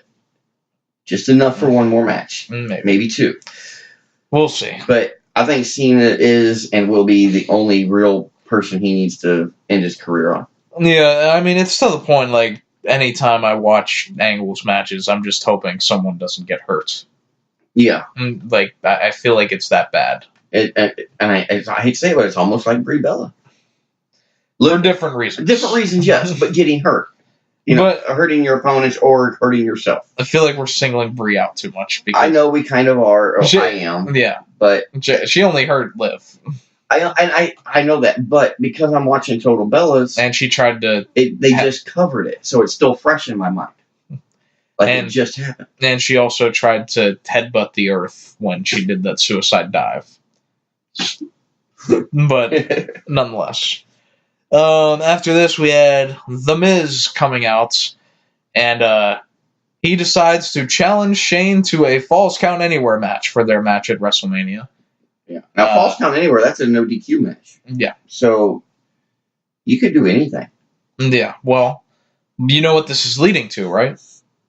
This is the only reason Miz did this was so that Shane could jump off of something really high. That is all there is to this. Well, it's not a cage match, so there's not going to be a cage anywhere around. So that only leaves the scaffolding at the Titantron. Or the WrestleMania sign. But there's no way to get to it. You don't know that. Unless he climbs the Titantron and zip lines to the WrestleMania sign. Well, he might just set up a ladder to the WrestleMania sign. Or he may just start there. He'll come down from the rafters. Like Michaels did that one WrestleMania where he zip lined in. Yeah. Maybe that's what he'll do. Well, I don't think they've done that since... Not since Owen. The Owen tragedy. Which is sad because it's awesome to see. Yeah, but it's something that isn't really needed. No, but at the same time, I can't see anybody else pulling it off but Michaels. Yeah. With his outfits and the way he was over at the time, nobody could have done it better. Yeah. And nobody needs to do it again. Yeah. And so I don't know why in kayfabe that Miz wants this to be a Falls Count Anywhere match. That way his daddy can get involved. But there you go. We're gonna see Shane jump off of something. But you know what this means? They could come out next to us. Yeah, they could. I mean, we're not that far from the ring. We're on the floor. Shane might jump off of one of us. That's true. Take his shoe. If you take his shoe, he can't jump. Well, I mean, he wears some expensive shoes. I could sell them. Just one, you'd be all right. Yeah. Because you got the McMahon sweat in there. And there will be plenty of sweat. Yeah. If Shane jumped off one of us, it would feel like it was raining upon us. Yeah, because he starts sweating before he makes it to the ring. Yeah. So, Shane's music hits, and out comes security. A group of security, the best there is in the business. Sponsored by the Heart Foundation. Followed by Primo Cologne, I believe. Yeah. It was Primo, not Epico, right? Yeah, I think that was Primo. Because Epico's got a little different shaped head. Yeah, so Primo, Shelton Benjamin, and Sanity. Yeah, we're three of the most random people you can get. Yeah, so the purge has commenced. The Sanity is back on TV. Oh, they had to get it's obligated in their contract to be on TV once a year. Yeah, okay. And instead of waiting until Survivor Series the again, Zack Ryder contract. Yeah. So instead of waiting until Survivor Series again, they're going to go ahead and get it out the way. I see. But we might see him in the Battle Royal. That's not happening. Probably. Yeah. So I found this funny, though, because this was exactly what Triple H made fun of Batista for in that promo a few weeks ago when he had the security guards there. Yeah. And Shane even said that they're here for Miz's protection, not his. Yeah. Which is the same thing Triple H made fun of when he was like, I guess those are to protect me, right? So copy paste. Bad Guy 101, Shane. Yep. And then you got Bad Guy 101, the night class version. So yeah. Shane makes fun of Miz's dad a little bit after that. And typical. What was the closing line? He said his dad's worst mistake was impregnating his mother. Oh, harsh. Yeah. So he called Miz a mistake. So nice pun. Pun. And Miz is so furious at this that he ends up going down the ramp. He takes out every member of security, and then he takes out Benjamin and Primo. And then Sanity try to beat him up, but Miz takes them all out, 3-on-1. Yeah.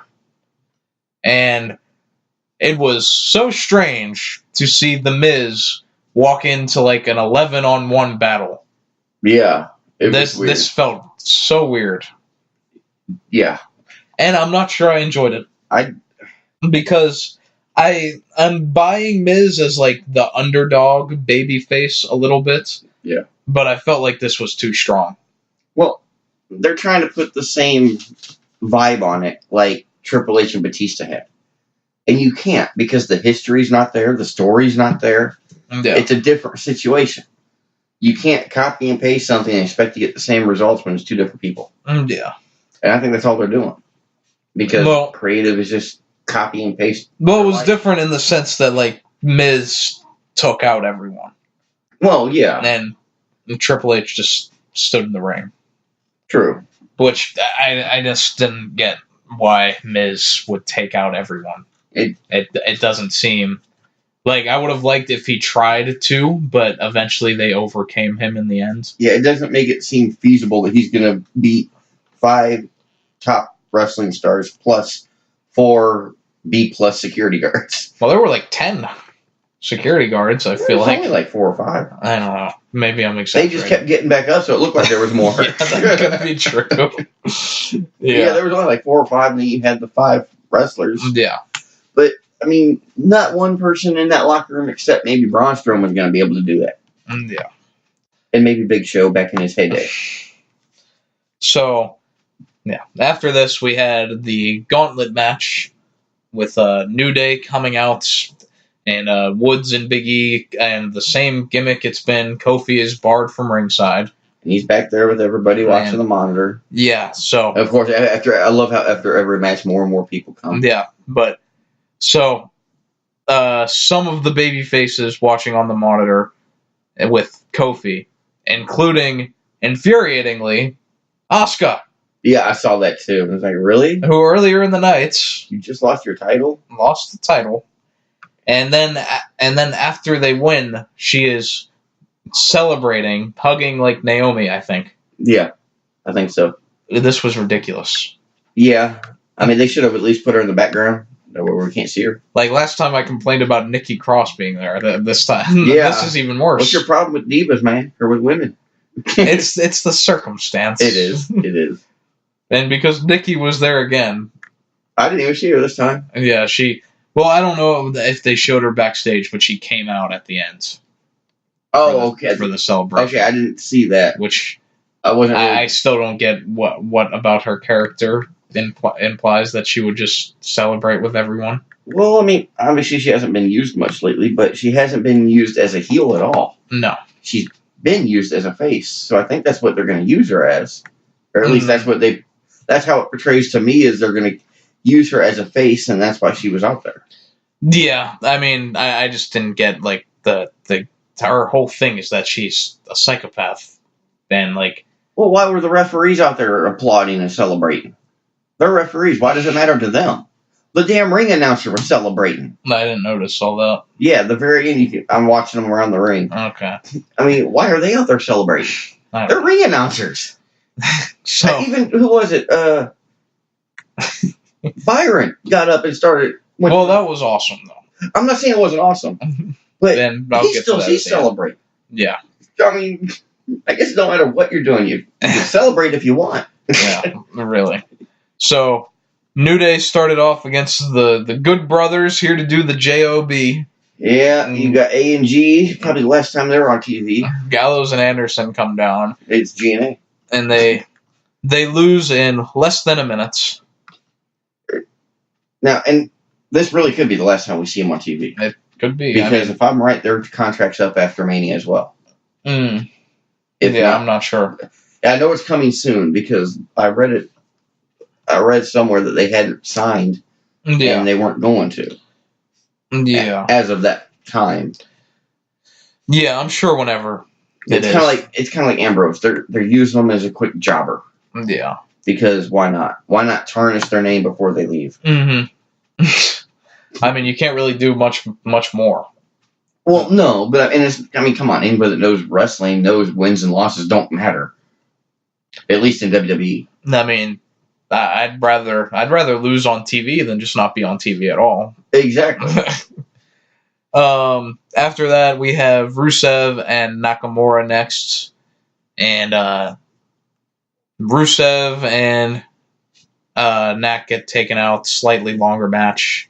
Yeah, I was not impressed with really any of the matches. No, except for when the Usos came out. This was the law of diminishing returns. Yeah, that we had the first gauntlet match with Kofi, which was really good, and then we had the second one, which I defended at the time and said that it was good. Yeah, and I thought though that should have been the last one. Well, I mean, how many gauntlet matches does one need in a month? Yeah. I mean, seriously. Every week we've had one this month, I think.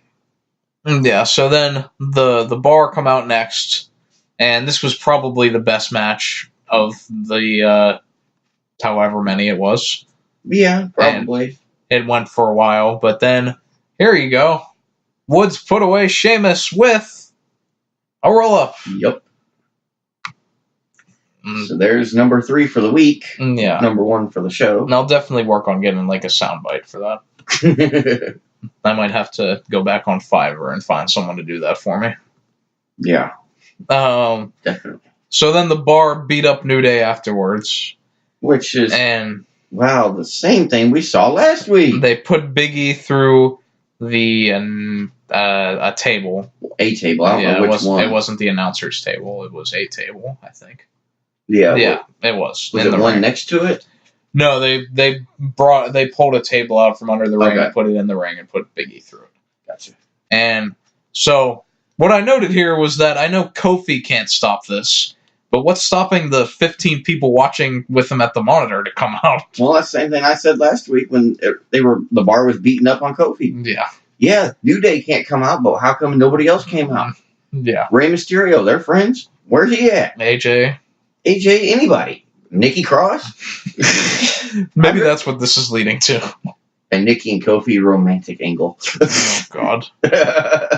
Well, come on now. Fox wants edgier content. Yeah. So, the Usos come out next, and they go to the ring as if they are going to be in this match. And I also noted that when they came to the ring, I forgot that they were the tag team champions until they came out with the titles. Yeah, I know.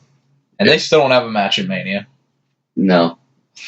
They might next week though. It wasn't more like I forgot that they were the champions. I kind of just forgot that there were tag team champions. Because nobody ever they don't focus on SmackDown titles like they do Raw. They make big deal out of Raw title matches and titles, but SmackDown is like, well, B+ show, B+ players.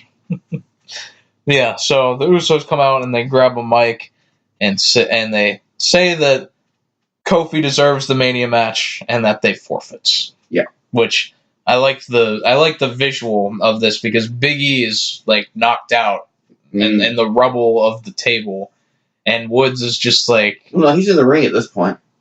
He's in but the table is still in the ring. That's what I mean. Oh, I didn't even see the table in the ring. I just saw Kofi and or not Kofi, but Xavier and Big E. Yeah, they put him through the table in the ring, and at this point, the ref was throwing the table pieces out of the ring. Oh, okay, that's why I didn't see it. And Woods sold this well because he was certain that they were screwed now that the Usos were coming out. But then I like what the Usos had to say though. Yeah, all the matches they've had. Yeah, they mentioned how they went to war so many times. I mean, they've earned their respect. Yeah. Oh, Kofi's earned their respect. They've earned the audience's respect. Well, I'm sorry, the universe. Yeah, the universe. So I mean, I like how they did that. Yeah, and just by bowing out, did not hurt them. Yeah, but it made them better, if anything. What happened next made me laugh out loud. Oh, yeah, the last match? No, not the last match, because it cuts to Daniel Bryan and Rowan watching this on a TV in a locker room area. Yeah. And Daniel Bryan super kicks the TV. And Rowan and Bryan are both throwing chairs around everywhere. And it was like Rowan particularly was hilarious in this segment because he was just like looking around for more stuff to throw. Yeah. Like, I'm pretty sure he threw the same table twice. Like, he threw it down and then went back over and picked it up and threw it again. I wouldn't doubt it. Like, I don't even know what about it, but this just made me laugh so hard. Yeah. And Bryan super kicking the TV was pretty funny, too. Yeah. I like watching him do super kicks because he's so short.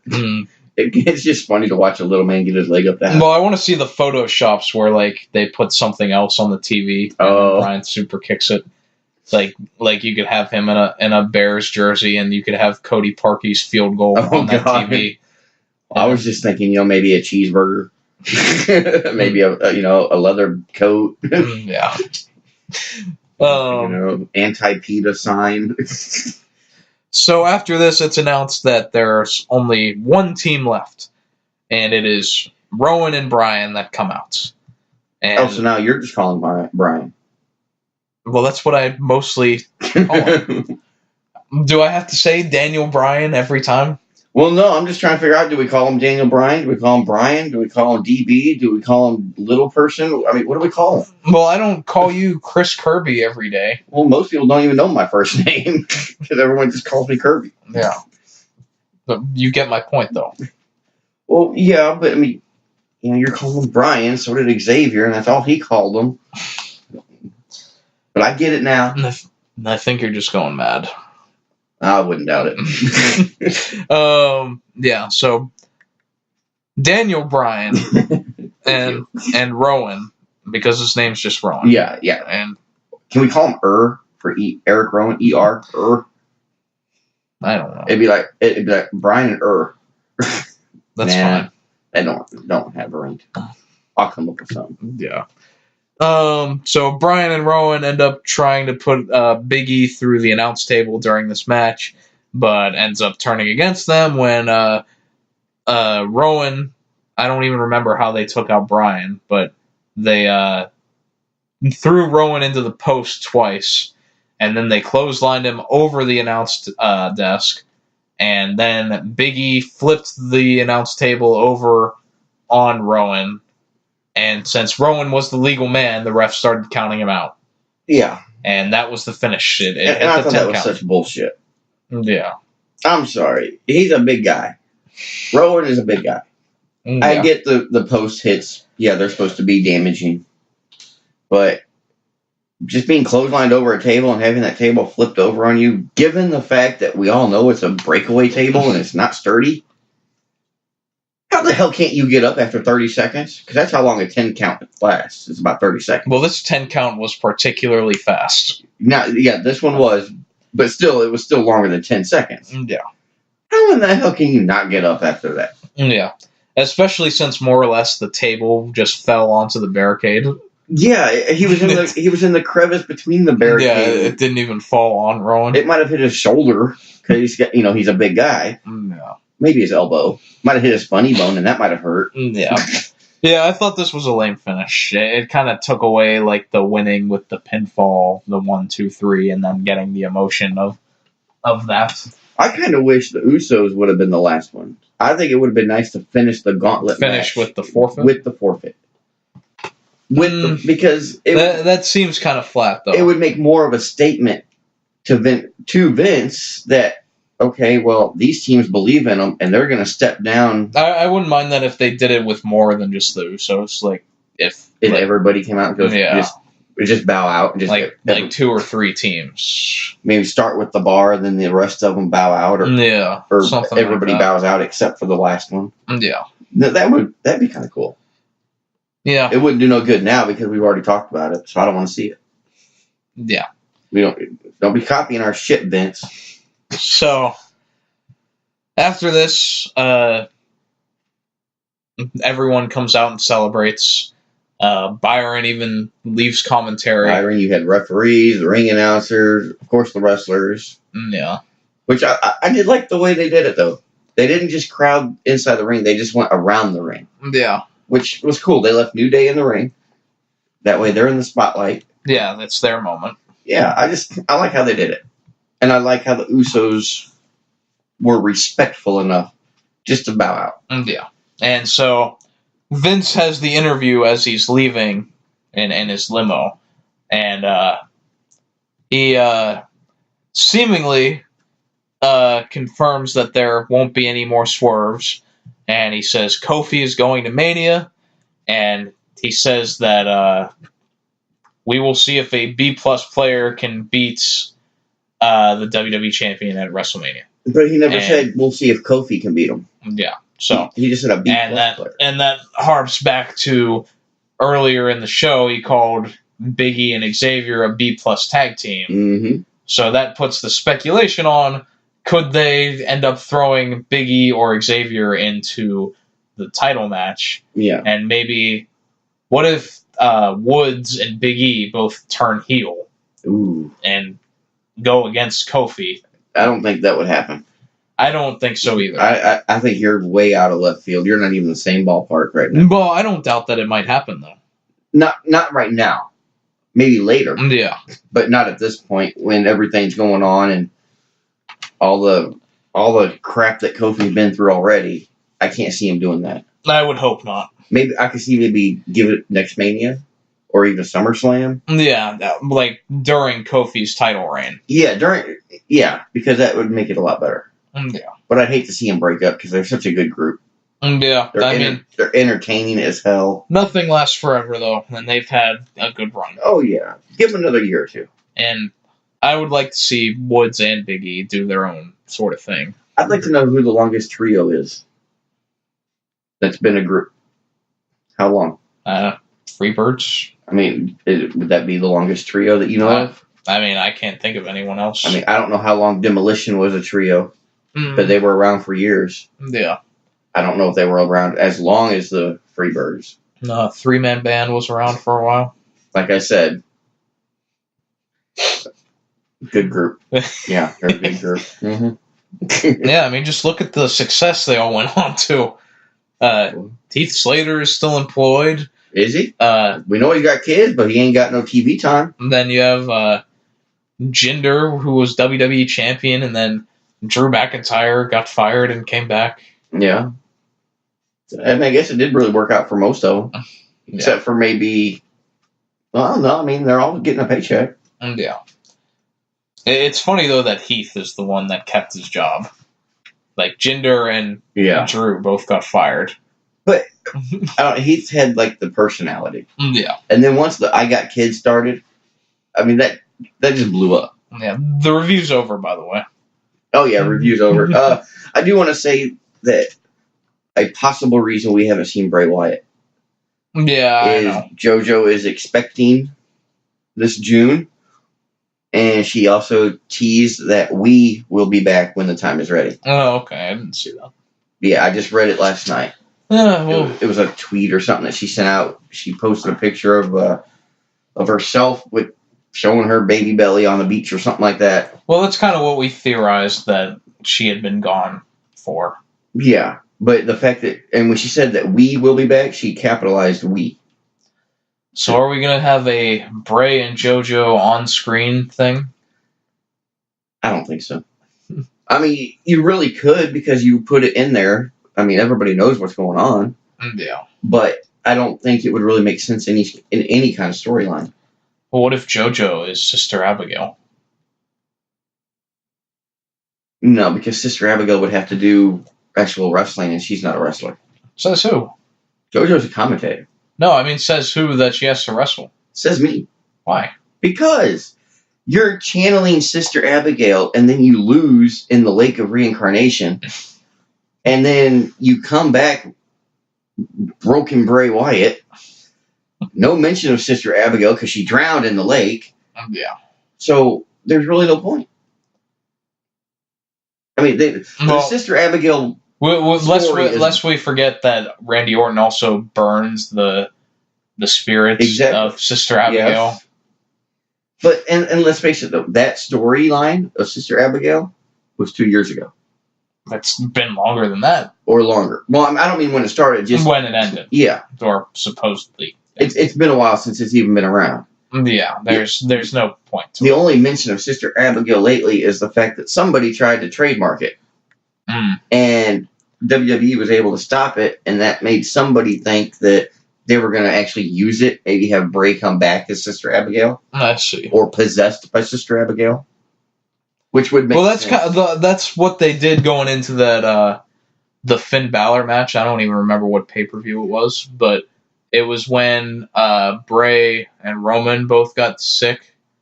I don't remember what show it was, but that they had Bray like cross-dressing pretty much. Yeah. And like the promos that he was Sister Abigail. Yeah. Now, and then you had Finn Balor as the pumpkin demon. Yeah. Which we never saw that. That'd be kind of cool though. Especially to do like a Halloween Havoc. Do the pumpkin demon. I can't even. I think it might have been a TLC show. I remember what you're talking about. Because it ended up being Finn versus AJ instead. Yeah. And that was when Kurt Angle ended up being part of the Shield. Yeah, because Roman was out. Yeah. Again. Yeah. I've seen a little habit here. Let's not. No, I'm just messing with people. But no, I mean, I figured, I'll throw that out there. That's why Bray and JoJo haven't been around. And I mean, being that the baby, I think name is Nash, is what they're going to name him. No. Is supposed to be born in June. Yeah. That would be enough time to maybe get him back in for SummerSlam in August. Yeah. And, I mean, of course, JoJo may take more time because she's a new mother. Yeah. But I could see him coming back because he's going to need some money. He's been off for a while. He's got a baby to support. Yeah. He's got more mouths to feed. Yeah. And now he'll probably have, like, alimonies to his ex-wife. Wouldn't it be funny if they were having a girl, he named her Abigail? Yeah. That would be hilarious. Then it would be daughter Abigail. But, no, it's daughter, yeah, but it's possessed by Sister Abigail. Storyline. Reincarnated. Storyline. That's... Never know. Yeah. I mean, even if he doesn't name it that, they could just say that it's named that on WWE. Well, that's true, too. I mean, just don't dress it in blue and call it a girl. Other than that, the only other thing I could think of is, to spread the word is on the season finale of Total Bellas. Why do we have to talk about this? Because it's the season finale. And these people, that one person listening might want to know. Nikki and Brie are both retired. Yes, they're both retired, but they also said they'd be willing to come back almost immediately for a tag team title shot. That's the dumbest thing. Which makes no sense because we're retired, but we'll come back. Well, look at that. I'm retired, but I'll come back for a title shot. A tag team title shot. The only reason I agree with it is because the women's tag team titles weren't around when some of these people were wrestling. Yeah. And if it's the only thing in the book that you haven't done as a female wrestler, I'd want to go back and do it too. Just to say I did it. Yeah. Just to say, hey, I mean, from their point of view. Yeah. I mean, like Beth Phoenix. She's still in shape. She's still got it, from what I've seen. Well, we'll see. From what I saw, she still hasn't done a lot. She has a little bit. She's still able to pick up Nia Jax. Yeah, that's true. That's a feat. Yeah. So, I mean, it's possible that maybe, she wins the title, they lose them, but she can say, well, I've officially won every accolade a woman can win in WWE. Except, well, I mean, of course, Royal Rumble winner and all that don't account. I'm talking about titles. Yeah. What are you searching for? Well, I just saw a Pro Wrestling Sheet posted that Nicholas says he's training for a WWE return. Okay, that would be what I saw. Yeah. Because oh no. Oh no. What? Don't tell me. There's not going to be a battle royal. It's going to be the dorks against Braun and Nicholas. or Nicholas can come in for the run-in and help Braun eliminate the SNL guys. I can see it now. One of the dorks is going to have like a small package on Braun, and Nicholas is going to come up from under the ring and push him over. So Braun wins. Yeesh. No, that would explain why I saw the video of last year with Braun and Nicholas and what happened, with that. I just saw that earlier before we got started. Well, he says he's a red belt in karate. So, he's better ready. than a white belt. He's ready. Better than a white belt. Better than no belt. I mean, come on. He's already got a WrestleMania victory. He's undefeated. He's got the streak going. So he'll be the next Undertaker. But think about it. By the time he gets to 21 in a row, he'll be able to wrestle. Yeah. Legitimately. Yeah. Oh, good stuff. The next breakout star. WrestleMania 50. Nicholas and Braun Strowman still trying to win the tag titles again. Well.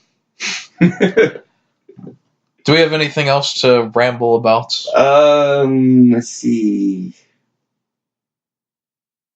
I don't think so. Not on my notes. No. See, this is why we're the unprofessional podcast, is because we have nothing prepared. No, we take notes on the shows. We don't take notes on our afterthoughts. Yeah. Because, well, they're afterthoughts, not after notes. Exactly. But that's what makes us real. I guess that will do us for this week. The next time we see you guys, or you hear from us, or the next time we record, we will be on the road to WrestleMania. And we mean that literally, and I know you hate that word, but I mean but it will be literally. I actually mean literally. We will be driving on the road from here to New Jersey while you're holding your laptop while we record. Yes, and that will be our WrestleMania prediction show. Yes. I imagine we're probably not going to go as in-depth on Raw and SmackDown that week as much as we'll just talk about what we expect from Mania. I mean, we could cover, like just the basic bullet points. Yeah. But we're not going to go into detail. Yeah, unless there is so much that happens on these go-home shows that we have no choice to. Well, yeah, because, now we're going to have Natty versus somebody like Bailey. Yeah. Instead of Banks. Yeah, and Ruby's going to lose to somebody. Yeah, maybe they'll announce some names for the women's battle royal. Why don't they just do one mixed match battle royal? Ooh, that just clog everything into one. Well, look at what happened when Nia Jax entered the ring with the guys. What if it went over? What if, like, in a War Games sort of vibe, they have 2 rings, and in one ring is the women's battle royal, and in the other ring is the men's battle royal. So what happens? Just go on at the same time. So what happens if you get thrown into the other ring? You have to be you're in that battle royal. Yeah, you're just because if that's the case, you're just inserted into that one. I mean, what happens if you put like Braun Strowman and gets thrown into the women's ring? Who the hell's going to pick him up and throw him over? Nia. Really? Really? She could. In what world? I mean, she might drop him, but she could pick him up. Well, in that case, let Bella do it. Oh, wait, where's Angle? He can do it. He's good at dropping people. Yeah. He might get him off an inch. Yeah. That's more than he can get off the ground. Yeah. All right, enough nonsense. Yeah. We will see you next week on the road to WrestleMania, and until then, literally, we will wrestle you later.